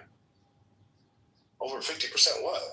If it was successful on rats, it'd be successful on humans. Because you said you could just correlate it. Oh, no. And they shared it.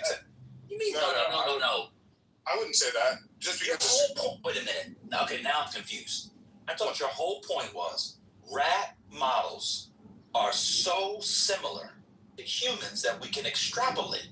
And so if we can use it, 1 second, if it shows it in rats, it would work in humans. So if it works in rats, it works in humans. No, you just said two different things. Okay. No, I didn't. Sort of. I said if it causes cancer in rats or animals, usually it can cause cancer in humans. Now, there is a difference. When you said if there is a successful animal trial on, like, when you said successful, that's like successful, like, vaccine. If there's a successful vaccine on rats, does that mean there's going to necessarily be a successful vaccine on humans? No. I'd actually say that's probably pretty low. Again, your claim was you can take a rat model and put it on to humans. If it causes causes cancer in rats, although lots of things. Wait a minute. If it causes cancer in rats, it causes cancer in humans. Usually there is a strong indicator, right? If you have a problem, any sort of problem, like I said, it could be cancer, So neurological problem, some sort of development problem. If it causes a problem in rats, there is some likelihood, that's why we use lab rats, that it could happen in humans. But again, it's not just the rats. We also have thousands of landscapers, good, hardworking, sometimes the lowest paid amongst us, and yes, sometimes the least educated, that have been using this weed killer and have developed this cancer. And I'm just going to say, because you're from New York, it's the same way that we, figured out that a lot of people that responded to 9/11 developed this 9/11 disease, 9/11 syndrome. My wife's calling me. I gotta grab this. I'll be back. Of course you do. You're done talking. You can't talk. You can't listen. Yeah, of course. You get to get your dumb shit out. The rest of us have to listen to you. Then you go and come back and talk. Go back and talk. Go and come back. And this is the person First Lady missed. I can't believe y'all missed Trent. Trent is horrible for the app. He is horrible for the room. And now that he's in the state that he's in, he's actually worse. He needs to get a fucking job. Respectfully. Is he in a different state? He's not in Texas. He's in Texas, huh? Oh, he's unemployed. Different state in his life.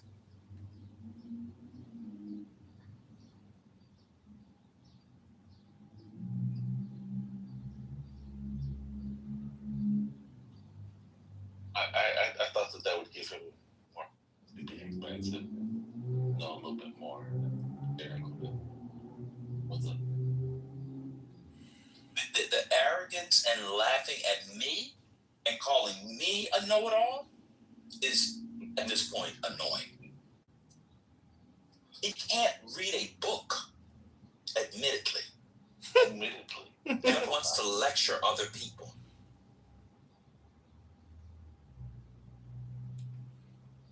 That was Trent, everybody. Trent versus Patty's property. First Lady, Tira, Neoliberal, Igor, Ban, Divine, Tiandria. That was the show, everybody. Another banger brought to you by Ban the Goat, Isaiah the Professor of Bullshit. I hate to be meta. Everything is projection with this guy, especially at hominem. People will talk about books and novels and humanistic inquiry as if it's waste point of time. Cool, I got it. That's fine. Hello. People like Trent don't know anything. They don't know science. They don't know social science. They don't know humanistic inquiry. They don't know philosophy. They don't know biology. They don't know chemistry.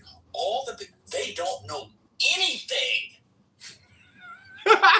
This is a man that said that AIs and rocks think. They think.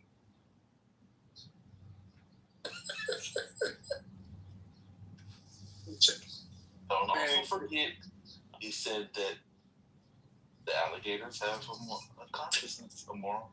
I didn't say alligators have consciousness. I said the dogs. I think dogs he's back. Morality. But He's back. Let me I didn't say alligators. I said all about reptiles. I said, I do think that dogs have enough morality. I've seen it. But let me just say this: morality. So dogs have a sense of evil. Where did dogs acquire their sense of evil from? I have seen dogs not attack kittens, and. Yeah, so doesn't mean it's moral. Trent, can you just answer I don't know why. Trent, can you just answer the question asked of you? It's really hard to follow the conversation. Ben asked, wait a second. Ben asked you, where do dogs get their sense of evil from? That's the question, sir. Why can't you answer it? The original question was a sense of morality, and I think the last question asked of you was simple. Where do dogs get their sense of evil from? That's the question. I didn't hear that question. You didn't hear that because your lips were moving and your tongue was still wagging because you're not interested in listening to other people. You just want to run your motherfucking mouth and and some of us are sick of it.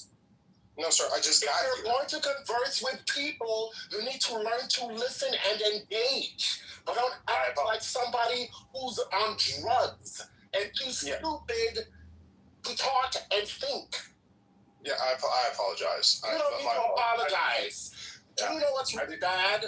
A few moments ago, I was thinking, I wish Trent were more like his mother. She's reasonable. She speaks in sentences that are beautifully conjugated, but her son, in contrast, is a moron. That's what I was thinking. But he looked good in the suit. So hang on. No, I already told you to drop 15. I already told you that. So don't talk about how you look too good in the suit. Okay, hang on real quick, because I got something for Ben.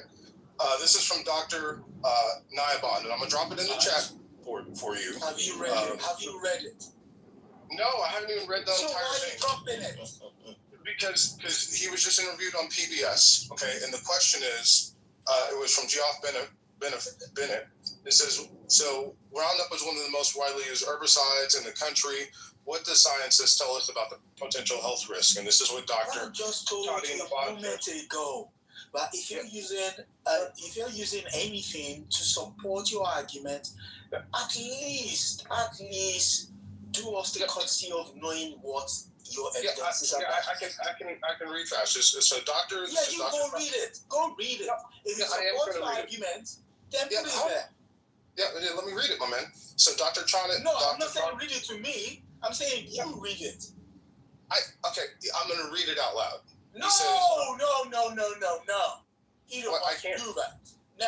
I've already read it because you've been talking. So let me just tell you what... No. Just... oh my gosh. No. Okay, so we've learned a lot about Roundup and its active ingredient of glyphosate over the years. The article that you need to discuss with us is the article that you published in carpro.com. I want to know how many times you read that one before you signed off on it. That's what I want to know. Hang on, I just put it in the chat.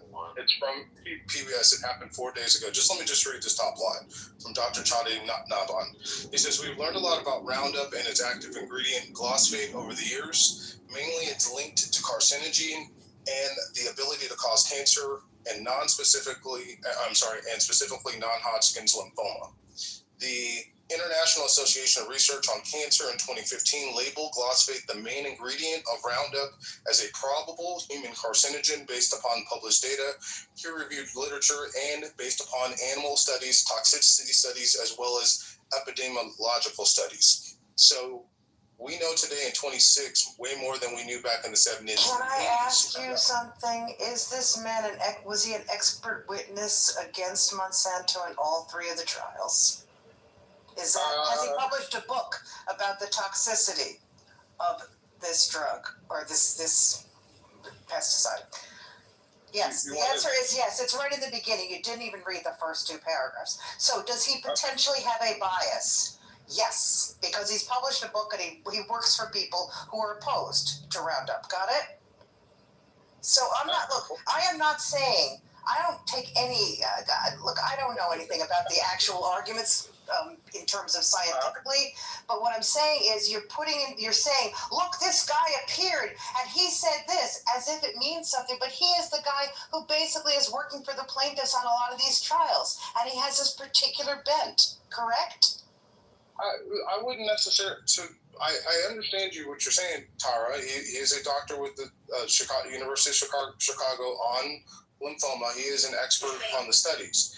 Yes, I guess he's worked as a plaintiff or expert witness on the case, but I don't mean that means that he's helping against phosphates. You know. Wait a minute. So you just called out Monsanto and all the big corporations for being biased, for not wanting to pay money. But the man who's stand to make money, he's not biased. So bias only go. This is what's frustrating. We all hate Roundup. But your arguments are condescending, uninformed, and inchoate to the nth degree. The case was not about whether or not Monsanto glyphosate causes cancer. It also will not decide anything about labels for AI because it's about FIFRA. Now, do you know what FIFRA is? I still don't know what FIFRA is. I haven't looked it up. Exactly. Let's change the conversation. You're not listening to us. That's what the frustration is. You're not actually having a conversation with us. You're just using us impetus to say whatever the fuck you want to say. I'll stop talking to you. You can go and say what the fuck you want because you're not actually in a dialogue. It's very rude, man. It's insane. I just have a question. We've said what FIFRA is now 4 times. And we've said what the statute is. People have written out in the chat. I said it twice. You're not actually listening to us. And you guys should, you guys do whatever you want. But people continue to engage Trent. He's not listening to you. He's doing his own thing. No, I'm with you. I understand why, but you asked about what people had said about Can I ask you a question, though?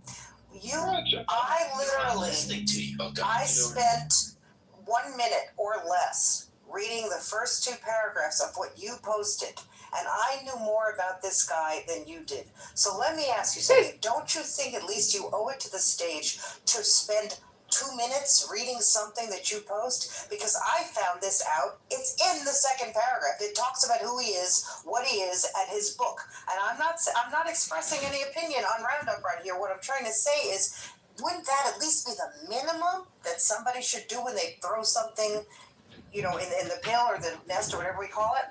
Yes? Yes, ma'am, you're correct. Hello? I should have been more diligent and explained things. Hello? About the Congressman article real quick. Can you share the article and the study on the landscapers? Because I'd like to see the outliers on that study as well.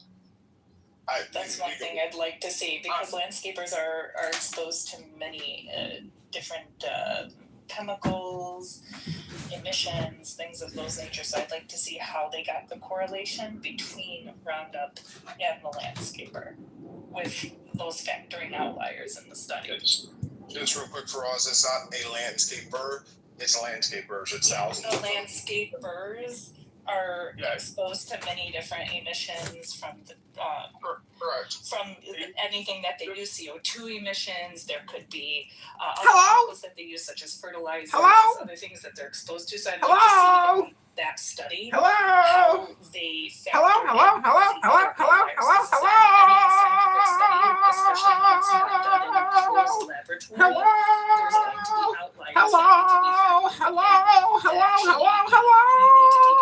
results of the study.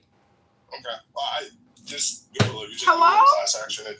It's got some of that in there. But to answer your question, Hurricane, thanks for reading the article. I appreciate it. I wasn't able to finish reading it. It was incoherent. My question to you was a simple one.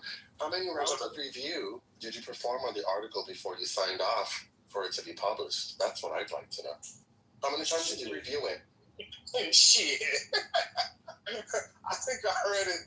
I don't even know if I sent it to my mother because she's she's an English professor, just in case my English was off, but she thought it was fire. She said, no,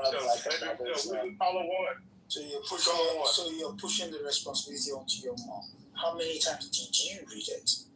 I'm not a fucking editor, to be honest. Seriously, I'm not even gonna tell you. I'm not great with the English. I'm not great with the English language when it comes to written communication.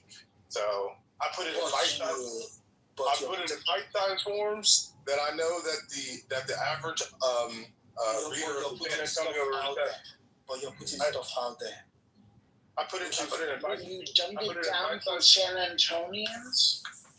Yeah. I put it in bite-sized forms that the average San Antonian, and it was also in the Dallas Morning News. Wait, so Trent, what's your name on it? So Trent, let me just get this clear. So you're telling me that you wrote the thing, you didn't bother to read it a few times to review it, you just then published it. Is that what you did? It was sent to their editor, so I figured that they would look at it and find anything that was completely erroneous or wrongly spelled. They shortened it a little bit. Okay. They took out a little bit of it, but I didn't see anything dramatic. Why? Was something wrong? Yeah. So it's littered with punctuation errors. My nephew in 6th grade has better punctuation skills, the person who wrote that thing. It was really bad. The format that it goes in, and riding through the streets. Like, can somebody mute Rodney? He's can somebody mute Rodney? There's a lot of background noise. Okay, what were you saying, Trent? Yeah, I don't think there were a lot of grammatical errors. You're wrong. There were. Just hang on. Over 20. No, okay. Over 40. So the AI checks it for grammatical errors, of course, right? I really did send it to my mom. But when they put it into like that format where they shrink it down, like into their you know what I mean, when they shrink it down to like mobile format, I can't say. I do see articles get changed, but thank you for pointing out. I'll try to do that one. Okay. Yeah, and before you send your mother something, take some time to fix it. There's no way in the world your mother could have read that and said that it was well written. There's just no way. Not the lady that I've heard on this app twice. There's no way in the world. Your mother's Amandalish language is far too wonderful for her to read that thing and say it's good. There's just no way. And this is why I tell you, and all y'all on the stage, many of you, you're in the 95th percentile of intelligence of America. What would be well written to you? Most Americans couldn't read. I'll just be honest with you. Hey, Trev. Could I read you one sentence and tell me if you hear anything wrong with this, okay? Dealers are able to stabilize additional personnel cost, thus, compensation savings are often passed to you, the consumer, as dealers with an apostrophe S face increasing pressure to lower prices. Are you perhaps missing dealers are able to stabilize? Why is there a comma after the thus? Dealers should not have an apostrophe because that would be a singular dealer. I mean, I'm just looking, this is your article, correct? It is. This is pretty funny. I'm sorry. You put this through AI and they did not find these things? There's no way they put it through AI. No way. I mean, come on. It's just one sentence. There are 3 errors in one sentence there. Yeah, one sentence is an entire paragraph. When they like I said, when they condense it down, I don't even remember writing a sentence like that. But when they did condense it a little bit from what I originally said. No condensing you will do to writing that loses all of that. There is no then. The reason the word condense is up at the soldier is because he's imagining the condensed milk is about to melt. You got me. I put in a bad sentence. You got me. I got a bad sentence in there. Wait, but why would you bring San Antonio and other people in Texas and dumb this down with bad writing? That's okay. So when it's dumbed down, and I say it at the top, I wrote it in like bite-sized form intentionally. Trent, every sentence doesn't make any sense. Every sentence was bad, Trent. Every sentence. There was not one sentence in that article that was decently written. They were all bad. Okay. And I'm serious. Okay. That's all. It was terrible. I'll take that criticism. It's all good. It's my first one out the gate for 5 years. I have not been allowed to speak publicly, write anything publicly. It has been for somebody like me who's very verbose and outgoing. It has been difficult. So this was my first one. Getting back onto the train, I've done a couple of interviews, and I have to thank you folks in this room because you actually helped me prepare to get out there to do some of these interviews and be able to think on my feet. I have to say, I am not the same person at 45 that I was at 38 and 37, So this is the first one. There'll be another.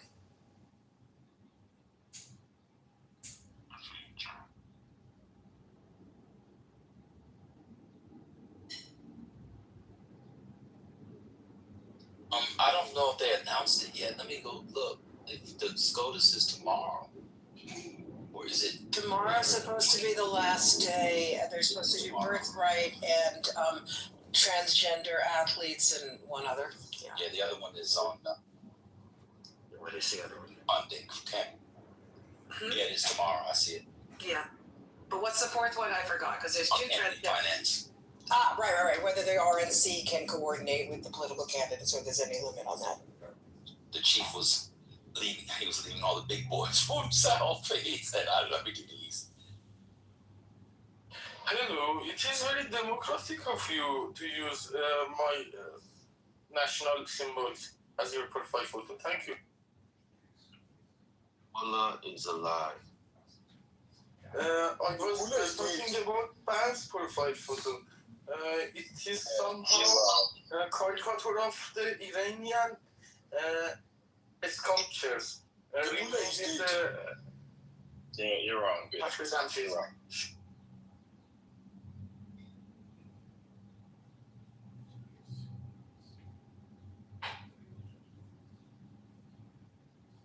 And Ben, you're right. The Trent show does suck, but we have established that there are there are rat trials.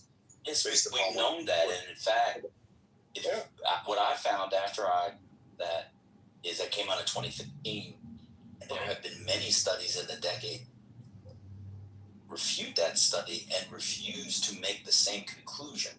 That's how science works.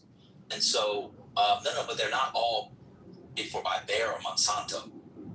Like, there are actually people who just do it. But you can't bring in a person who was on the side of the case and pretend he's neutral, but the other people aren't. That's but true. You didn't say that.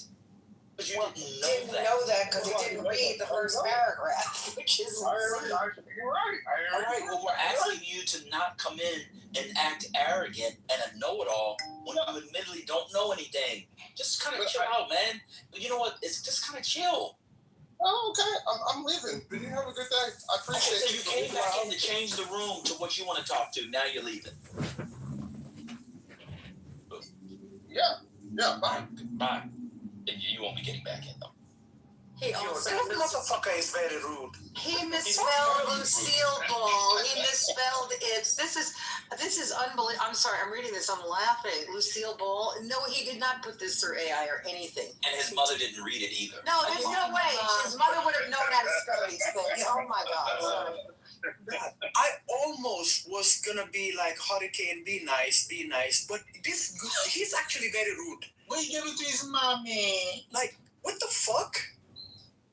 He gave it to her after it was published. Exactly.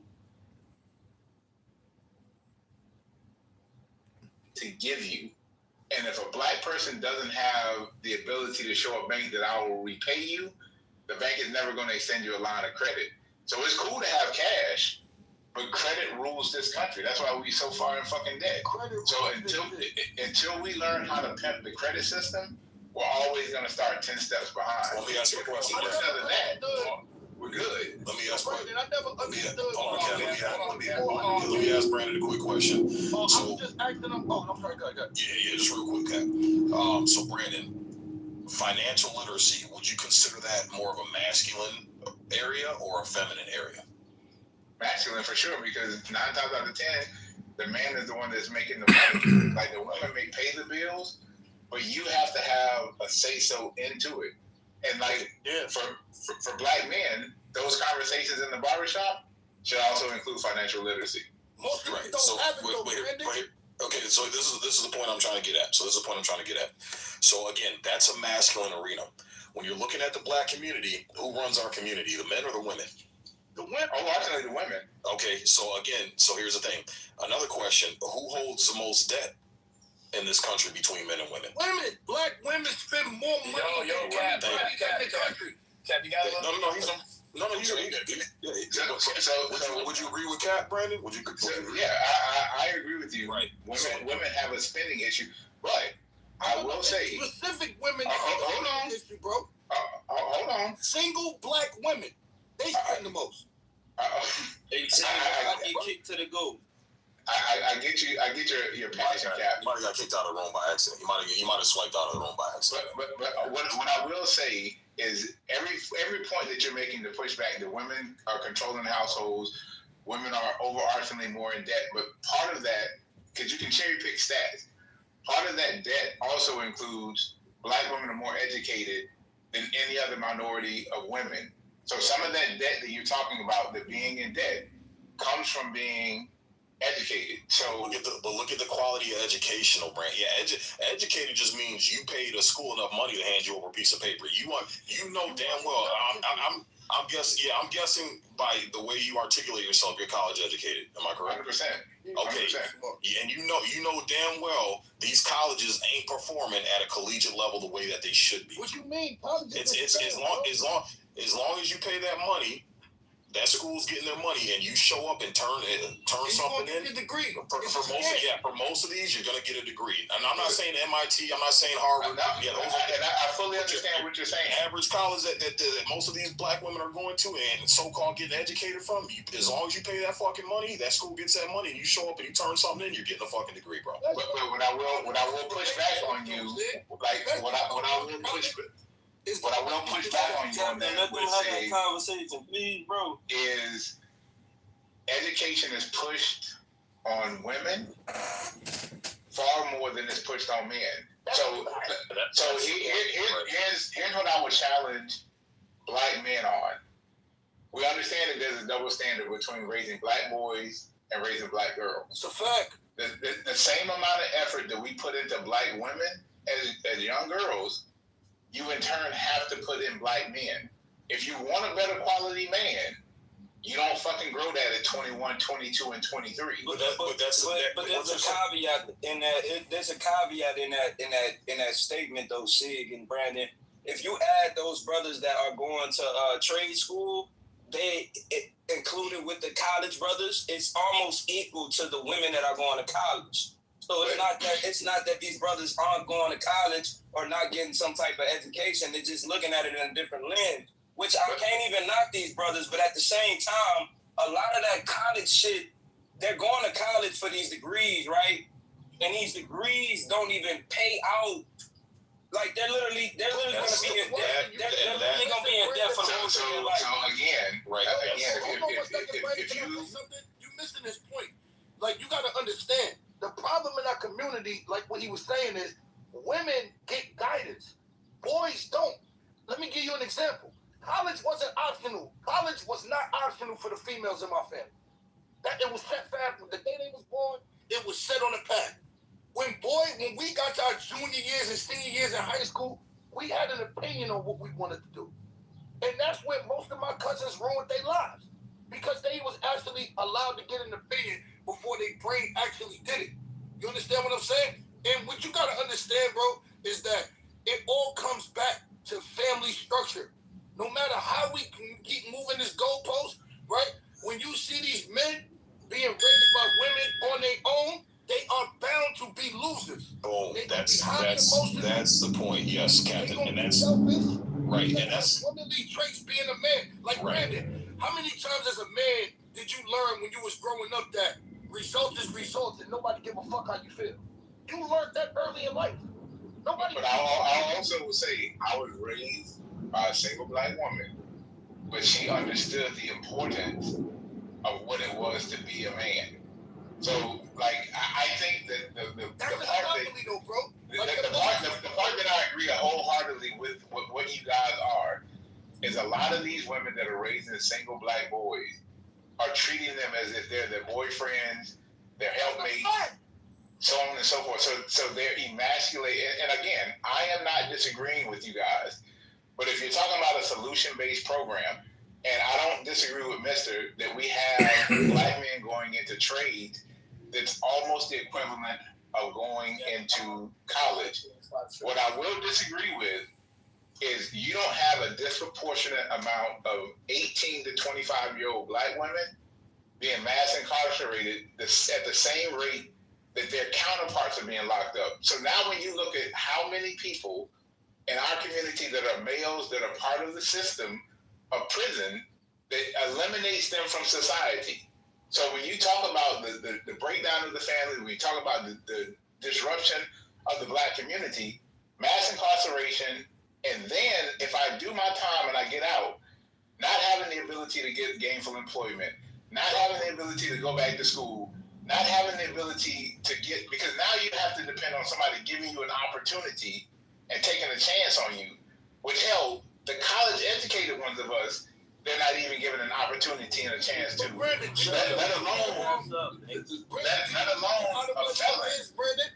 So now, hold on, Captain. So now when you talk about those folks finding somebody that's willing to take a chance on them so that they can become a rehabilitated, reproductive person in society, like the conversation is much more nuanced than it is.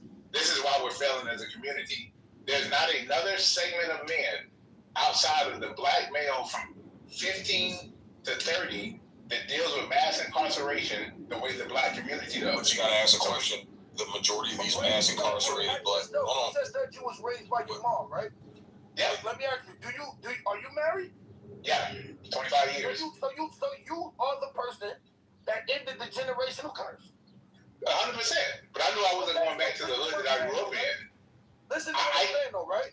Go ahead. It's not a lot of women without a man in the house that's gonna be able to do what your mother did. Let's just be for real. Right. I want you to understand that you're an anomaly. So I love what you've done with your life. You're a super smart and articulate brother, right? But like the reality of it is, most niggas that grew up in that same situation will be the anti-you. They'll be up here making excuses. They'll have kids all over the place. They'll generally be losing contributors to society. And what I'm saying is, the answer is family. That's the answer. Yep. Discipline, structure, self-confidence come from your father. And men provide that, right? Exactly. Yeah. Say it again? I said, no, you're right. Men are the ones that provide that structure. Yeah, like when I see a boy and I see his mother yelling at him, I know he gonna be a beta male. Because your moms ain't supposed to be yelling at you. Your father's supposed to deal with you. When I see a boy and they mother, and yo, you know the most toxic shit in the world, Brandon, is when these women tell their sons, you just like your father, and they pick the bum and fuck them. Like, that's toxic. Boom. Like, you saying my daddy ain't shit, but you was fucking him raw. Why was you fucking him raw? They can't answer that.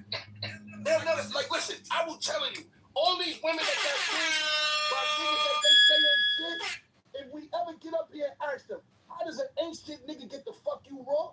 They gonna say an uneducated nigga tricked them. And here's the thing. That's what they gonna tell you. They go to college and get an education and fuck niggas without an education. All the niggas with degrees in college with them, they didn't want to get with none of them niggas. They come back to the block and get a nigga, and then talk about a nigga integrity. Yep, and you got women with doctorates and master's degrees, Brandon, pulling this same fucking move, Captain. Yo, bro, it's the fact. You got a woman with $100 million that just joined the niggas harem. They fucking gay men. Like, we seen that with the trial that just came up. We seen that with these athletes. They'll fuck gay men. Listen, man. Most of these kids will never know that they were just an irresponsible night of drinking or their mother had them for a perceived check. They'll never know the truth.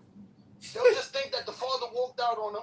They'll never know that their moms was just fucking and just had them. The nigga never cared about her. He was never with her. That's just the truth. And when we talk about family structure, it starts with the choice of the woman, bro. We can't have kids. And that's the whole... If I'm a criminal and I got 3 baby mothers, and women keep reproducing with me, why you mad at the degenerate nigga? He clearly doing something that they value. Being ain't shit. And that's more niggas that ain't shit is gonna get pussy than a man that's on his purpose. And that's you know exactly what them niggas is doing. They giving them that deep. That's it. Correct. Right. I mean, here's the thing. So again, the crux of the problem is, by the way, right? If you got a kid and you getting under $1,000, you make terrible decisions. You understand what I'm saying to you? I know that's gonna sound crazy to you. If a broad is getting under $500 child support, I know, because it's a woman's job thing to negotiate on behalf of her unborn children. That's her job. Right. She negotiated your dad. So if your baby daddy ain't shit, it's because you ain't shit either. And that's the problem. And when we talk about the black community, Brandon, you talked about this incarceration rate. The majority of black men that are in prison right now, that are locked up and dealing in the penal system, they're not coming from single father homes. They're not coming from 2-parent households. they're coming from, the majority are coming from households that are managed by women. And this is a problem. When we talk about community consists of 3 elements: husbands, wives, and children. That's what makes a community. All right.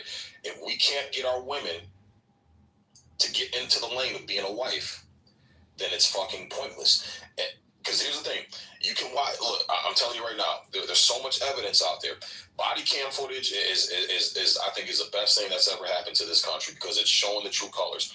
I watch a lot of body cam footage. I watch police interacting with black men. I watch police interacting with white men, black men.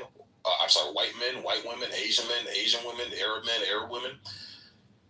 Even if you just break it down to police interactions between black men and black women, overwhelmingly, I see black men dealing with police. Most of them are calm. Most of them are cool. They follow orders. But when you see them dealing with the black women, the narrative fucking changes. It flips. The attitude, the disrespect, the non-compliance to authority, it's the worst with black women. So again, the issue is, and I want to get back to this clip because this clip really highlights what we're talking about. Oh shit! Before I go to dinner, I wanted to say one more thing too, right? It's a lot of male men that's going through mental health crises too, because it's this girl in your goo named Pretty Motherfucker, right? The mailman in her neighborhood is 4 different last names on her mailbox, right? He confused the mailman because that nigga don't know if he going to the right house. You understand what I'm saying? Imagine it's 4 different last names on the same mailbox. That ass, bro. Like motherfucker, I can't get my package on time because this nigga walking around the neighborhood like he finna rob somebody. Assalamu alaikum, Habibi. Come to Dubai. Come to Dubai, Habibi. Imagine when Christmas comes, like come to Dubai. They arguing about who got the realest daddy. Well, my mommy was fucking your daddy when he was broke. Well, come to Dubai, Habibi. My daddy lived with mommy. My daddy lived with mommy when I was 8 months old. Your daddy was gone when she was pregnant with you. They having fights about who daddy is the bigger brother. But which daddy got the biggest wee wee? I don't know if they would know that, but I call the FBI on you. They're gonna shut down your car rental business and have you deported. I want to get back to this clip. Bye bye, Habibi. Take care now. Enjoy Pakistan. Have a good time in Pakistan with your brother in Vancouver and Canada. You're all going back to Pakistan. Financial literacy, men dominate that field as far as disseminating that information down to the children. Being frugal with our money, right? When we talk about order, when we talk about discipline, when we talk about structure, this is the man's job. And if the man can't control the woman and the woman is allowed to roam free and run free and float around here like a leaf in the wind with zero consequence and zero accountability, we don't have a community. And that's why we're having this discussion.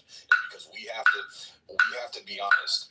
You're going back to Pakistan. Out of control. And when you Habibi, come back to Karachi. They're dealing with the type of niggas. What happened? Where you been? I'm in Pakistan. How'd you go to Pakistan? Motherfucking John Kitover. John Kitover called the FBI in California and Los Angeles, and they fucking deported me back to Pakistan. God damn it! I'm back in Pakistan. I'm back in Pakistan. They deported me back to Pakistan. I got deported to Pakistan. What happened, Habibi? Come back to Karachi. Hello? Hello? Hello? Hello? Hello?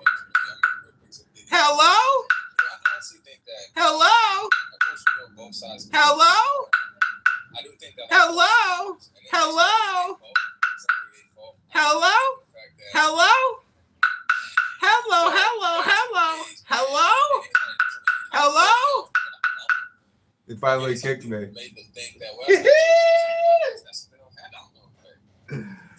Ooh, that was a good one. All the stuff, it's a domino. You know what I mean? So I think that, and it's kind of the sad truth that a lot of our sisters have partaken of the wine. They drunk up the wine of white supremacy to believe that anything that's close to whiteness, anything that's close to it, anything that's in proximity of it is better. It's going to produce something and in the process only produce nothing but brainwash and hatred for your own self and your own men, your own kids, and everything like that.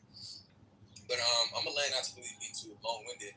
I do think that when it comes to a lot of our sisters, and it's really sad that a lot of our sisters don't really have the emotional bandwidth, and they don't really have the basic emotional bandwidth when it comes to men, especially us. Like I know I got sister, and it's not every single brother, it's not every single case, but I don't really go through it too much at all, really at all. But I noticed that from listening to other brothers speak and listening to other experiences and things like that, they seem that hello speaking to a homeless hello I have no change and cuss out a brother just saying good morning. You know what I mean? And I think that it's really sad. It's really sad. It's depressing. At some point, it makes you think like, damn, what's happening to our nation? Now, do I get disrespected in a sense? No, I haven't really got disrespected in a while, really. Probably on this app getting cussed out, but other than that, I haven't really experienced that too bad. But I do think that, when it comes to our community and a lot of our sisters, man, a lot of them lack basic human decency. Like, basic human decency. They promote being a baddie. They want to be this boss chick type of woman and don't understand that what's going to get you taken serious is being that virtuous and being a solid woman, 10 toes down when it comes to your character. Now, I get it, some women that have been that way, they may have got done wrong. I get it. But you shouldn't stop being virtuous just because one dude didn't handle you correctly. That's all I want to say. Yeah. So I'm going to get back to this clip, and then we can open up the floor for discussion. Oh, no, you're good, bro. No. I appreciate your submission, man. Welcome to the stage, everybody. What's going on, Brad? What's up, Pepe? Welcome, guys. Good to see you. So, yeah, we're going to get to this clip, and at any time, if you hear something in the clip and you want to comment, just open up your mic and start talking. I'll pause the clip. But this is, this is generally the attitude. What we're about to hear and witness is generally the attitude we hear coming from our black women, right? Not all. It's not every single black woman. It's not all black women. But this mindset is in a good number of our black women. And this mindset is being taught to these kids that they're raising in these households. There's no men to stop this, right? There's no men to counter the acidic attitude, the cancerous attitude that these women have, and they're passing on down to their children. And we wonder why we see our children in situations like Trayvon Martin, like Carmelo Anthony, like what's the young man's name that got shot by the Asian store owner the other week. This is why we're seeing our young boys. This is why Juneteenth, a celebration of Black liberty. We got Chicago, 30 shot, 40 shot, 13 dead. On a weekend celebration that's supposed to celebrate Black liberty, Black independence, Black freedom, and it ain't white KK members, it ain't white Republicans going into Chicago and then shooting and killing all these black people. It's other black people, and the majority of these people pulling the trigger are coming from homes that are managed and ran by women. Okay, so here we go with the clip. Excuse me, ma'am. What's the most beautiful thing about a black woman? Me. Okay, I like that. Yeah, for sure. Why do you say me? I think a black woman, the beautiful thing about a black woman is we can advocate for ourselves. We're black, we're beautiful, we strong. We take care of a lot of shit without a man. We don't need a man for shit. So men was mad that we got jobs. The fuck? Weak ass nigga. If I'm not mistaken, the question was, what is the most beautiful thing about a black woman? How did we go from that to her insulting men? Does it make sense to you guys? Because I'm kind of confused right now. So you don't think black women need men at all? I mean, we need men for all reasons, all sexual reasons, but in all reality, we don't need no man. I didn't watch my mother be a woman her whole life. She didn't need no. Again, the young man made a great point. He asked a specific question, and she went straight to disdain for black men. And you wonder why these young black boys, and you wonder why we got 40 shot on Juneteenth weekend. You wonder why we got 75 shot on Father's Day weekend in Chicago and Shreveport and Baltimore. You wonder why the illiteracy rates are the highest in our community. You know, when you go into these inner cities and these school systems, that if you look at these school boards, nothing but black women with doctorates and master's degrees running these fucking school boards and making the decisions for our local education. Wait, can I say something to that real quick? Hold on, man. I'll let you know. She played on herself, though. You know what she said? She watched her mother do the same shit. She watched her mother. I watched my mother be a woman. This is like I think you said it, like before you play the clip again. They raised by single women, both the men and the women alike. And this is what we get. And then you own with the degeneracy, bro. Because I guarantee you, if she don't have a kid, she'll be a baby mama within the next couple years. Wait, hold on, let me say this real quick.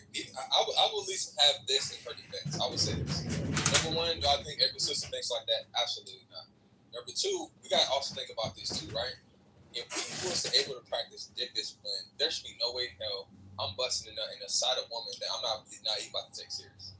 You know what I mean? So we wouldn't even have this issue, right? Now I do get when it comes to the point, right? When it comes to the video, the way she was speaking, it didn't make sense. I seen that earlier, a couple weeks ago, I think, earlier last week or something like that. I seen the video and I was like, oh wow, like he asked what is beautiful about black women, she went off. Now I will say this though too. I do feel bad because I'm noticing even like my little brother and my little nieces and nephew, like when they're in high school now, right? A lot of like my nephews, they're choosing to go to prom with either Hispanic or white women. And to me, it bothers me because I'm like, wait a minute. And I ain't just that. Even when I went to prom, right? I went with a Mexican girl. I really wanted to go with the sister, but I was too scared to ask her a lot. She was fine as fuck. Well, why were you scared of the black woman? You weren't scared of the non-black women. No. Wait, hold on. No. I get what you're. No. I'm not. Here's the thing. I'm not taking away from what you're saying. I get it. I'm just saying when you look at what's going on in our community, a lot of the young brothers, a lot of my young nephews and nephews. Don't glaze over that question, Rod. Don't glaze over that. Why was you scared? Why was you scared to ask the black woman, but you weren't scared to ask the Mexican? Okay, let me tell you why. Because realistically, I did not have any type of game to talk to her. I could have just said something. I didn't have the. So you don't need game for the Mexicans. That's what you're saying. You don't need no game. Stop. Shouldn't you be good enough? Wait, hold on quick. I'm gonna let my plane. The Hispanic lady, we was actually already friends, right? So it wasn't really like nothing. Because I really wanted to go with the sister, but she got asked by somebody else. But when we went to prom, I seen her. She wasn't really dancing with the nigga. I'm like, why the fuck you go with that nigga? But I was too scared to say something. So it's my fault for not speaking up. No, dude, you're not seeing it, dude. Like, that she was not even hanging with who she was going with is a sign that she was a bad chick. She's not really loyal to the person who asked her to go. Put effort in. You're not seeing that? No, but here's the thing. After prom, though, like, after high school, we started talking and hanging out. I told her what the deal was. She said you couldn't even say something. And I was just too scared. Shit. You know what I'm saying? But, I'm gonna stop talking. Go ahead. I'm gonna tell you why. I think that the clip. Yeah, I'm just gonna say this. No, don't stop telling on yourself, Rod. Keep going. Don't do that. Anonymous has been waiting. Go ahead, Anonymous. Yeah, I'm gonna say some of the points you're making, I agree with, or at least they have something worth the discussion. But this clip doesn't really get at it. It's just because she sounds like she's a hood, right? You can find a hood dude who's going to misrepresent what us brothers are really talking about, and you could talk to get some of these country folks that's going to sound crazy and make the white people sound crazy. So I just don't. When I got to hear that clip, I don't hear a representation of most women that come and count to. I mean, if that guy is going around trying to find somebody who's going to make him go viral, so he might have came across some people who gave sensible answers. She the one who gave the most interesting answers that would make us have a discussion and his thing get more views and get more money. So I'm just saying that I agree with your point, but I agree with some of the points. I just don't know if that clip is really going to capture what really is going on in the community. And that's a fair point. No, it ain't, Sid, because what you saying is, this ain't enough. So guess what we gonna do, Sid? We gonna find 10 more motherfucking clips with 10 different niggas, and they all gonna be the same. Well, no, he's got a fair point. So he actually has a fair point. And you do have to have some discernment when you're watching these videos, because these videos, the purpose are to get views. So he is right. There is a possibility he could have went up to 20 other black women and they did give sensible answers, but he picked the most controversial one, the one that's going to get the most clicks. Exactly. So no, the brother's got a fair point on that. But here's the deal. And we'll use Clubhouse as an example. Actually, today, this room as an example, we've had several women speak on the stage. Okay. We had 2 black women that came on the stage, and before them, several other non-black women spoke, and they were respectful. They waited their turn. They didn't raise their voice. They didn't cuss. They didn't act masculine, right? And the 2 black women that happened to come on stage first happened to curse, happened to be very masculine in their articulation, very disrespectful, interrupting. They displayed behavior, and it's funny, the disrespectful, non-feminine behavior. You think it's a coincidence that in this setting it happened to be the 2 black women that displayed it first when all these other non-black women spoke and didn't show the same type of behavior? So I see what you're saying, Anonymous, and I think your point is valid.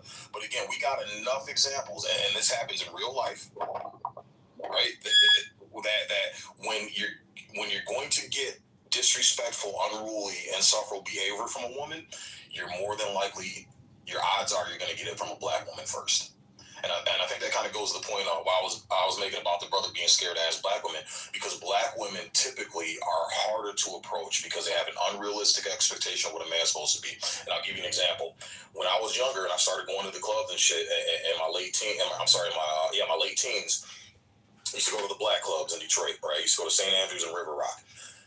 It was very difficult to approach black women. And I noticed the niggas that were driving the Magnums, the niggas that were driving had the chains on and had the Sean John outfits and looked like dope boys and looked like they had some type of fucking money. Even though these niggas were hood rich, they were the ones that got the shot at the women. The normal blue collar niggas that just dress, normally. See, I can't let you do that, man. I was in those clubs with you, and I wasn't a dope boy. I can't let you do that, man. I was Maxie's. I started out at Maxie's at 15. I'm from Detroit too.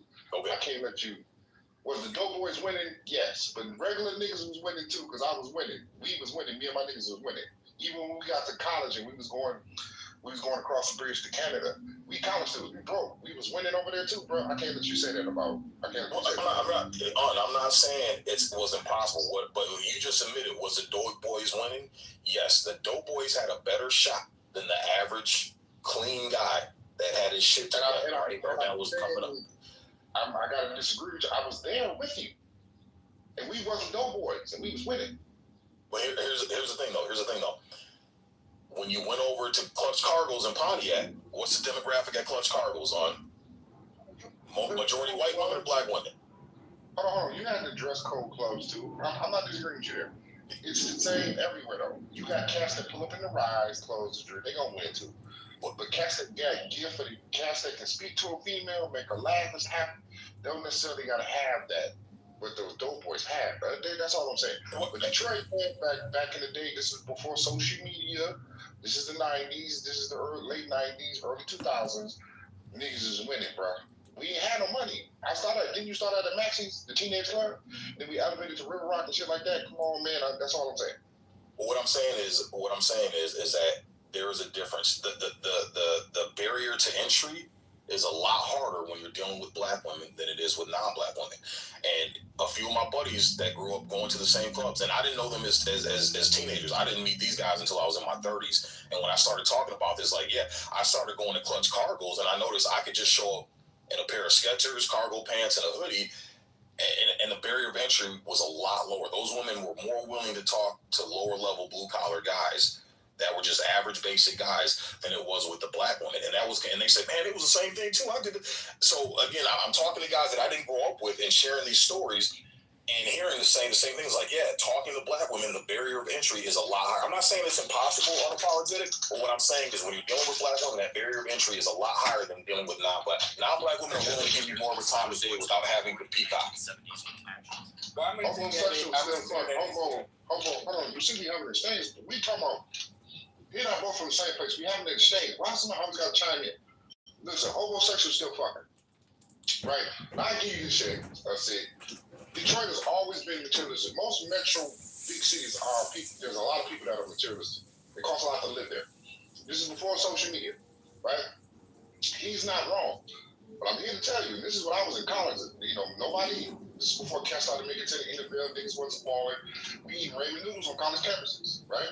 I'm telling you, niggas was winning in high school and college, bro. I'm just telling you. We was looking at them niggas like, man, you ain't got to spend that money to get this pussy. This is in the late 90s, just before fucking social media. This is when niggas still had pagers. Before all that shit. I was telling them niggas that shit in 2013. You ain't gotta do too much, man. You just gotta know how to talk to women. But I will say, to the whole point of what we talking about, like the non-approachable shit, I hear that, but I never had any problem getting really anything that I wanted for real. But what I can say, if we go back to, I just want to focus on the family dynamic, bro, because that's the key to the fall of the black community is. It ain't about, I don't know, man. I guess that do got something to do with them being approachable too, but yeah, I never really had that issue. I have a different spin on it. Sorry to interrupt. 1 sec. I'm sorry to say, can you check the app, please? Yeah, I'll check the app. Yeah. Go ahead, Sam, did you want to chime in? Then we'll get back to the clip. I thought that was Law that said that. Or Law, whoever, yeah. Close your eyes and get comfortable. It's time to breathe deeply and relax completely. Breathe deeply and relax completely, allowing a quietness of spirit to come in. Feel the blood flowing through your arms and legs, through your body and mind. Relaxing, relaxing, relaxing. Take a deep breath. Hold it as long as you comfortably can. And then let it out slowly through slightly parted lips. And when the breath is all the way out, contract your stomach muscles and push it even further out and further out. And then repeat this process of breathing deeply and relaxing completely. And if any outside thoughts should come into your mind, simply brush them aside and return your concentration to the sound of my voice. And breathing deeply and relaxing completely. Breathing deeply and relaxing completely. And now use your imagination and feel your body relaxing one part at a time in response to my words. Play the role, play the part, and mentally relay the relaxing suggestions into that part of your body and feel them take effect. Feel your body relaxing, relaxing, relaxing. And the relaxing sensations are now coming into the toes of both of your feet at the same time. Moving right on down into your arches, into your heels, and on up into your ankles. Completely relaxed, completely relaxed. And these soothing sensations are now moving on up your legs to your knees, relaxing all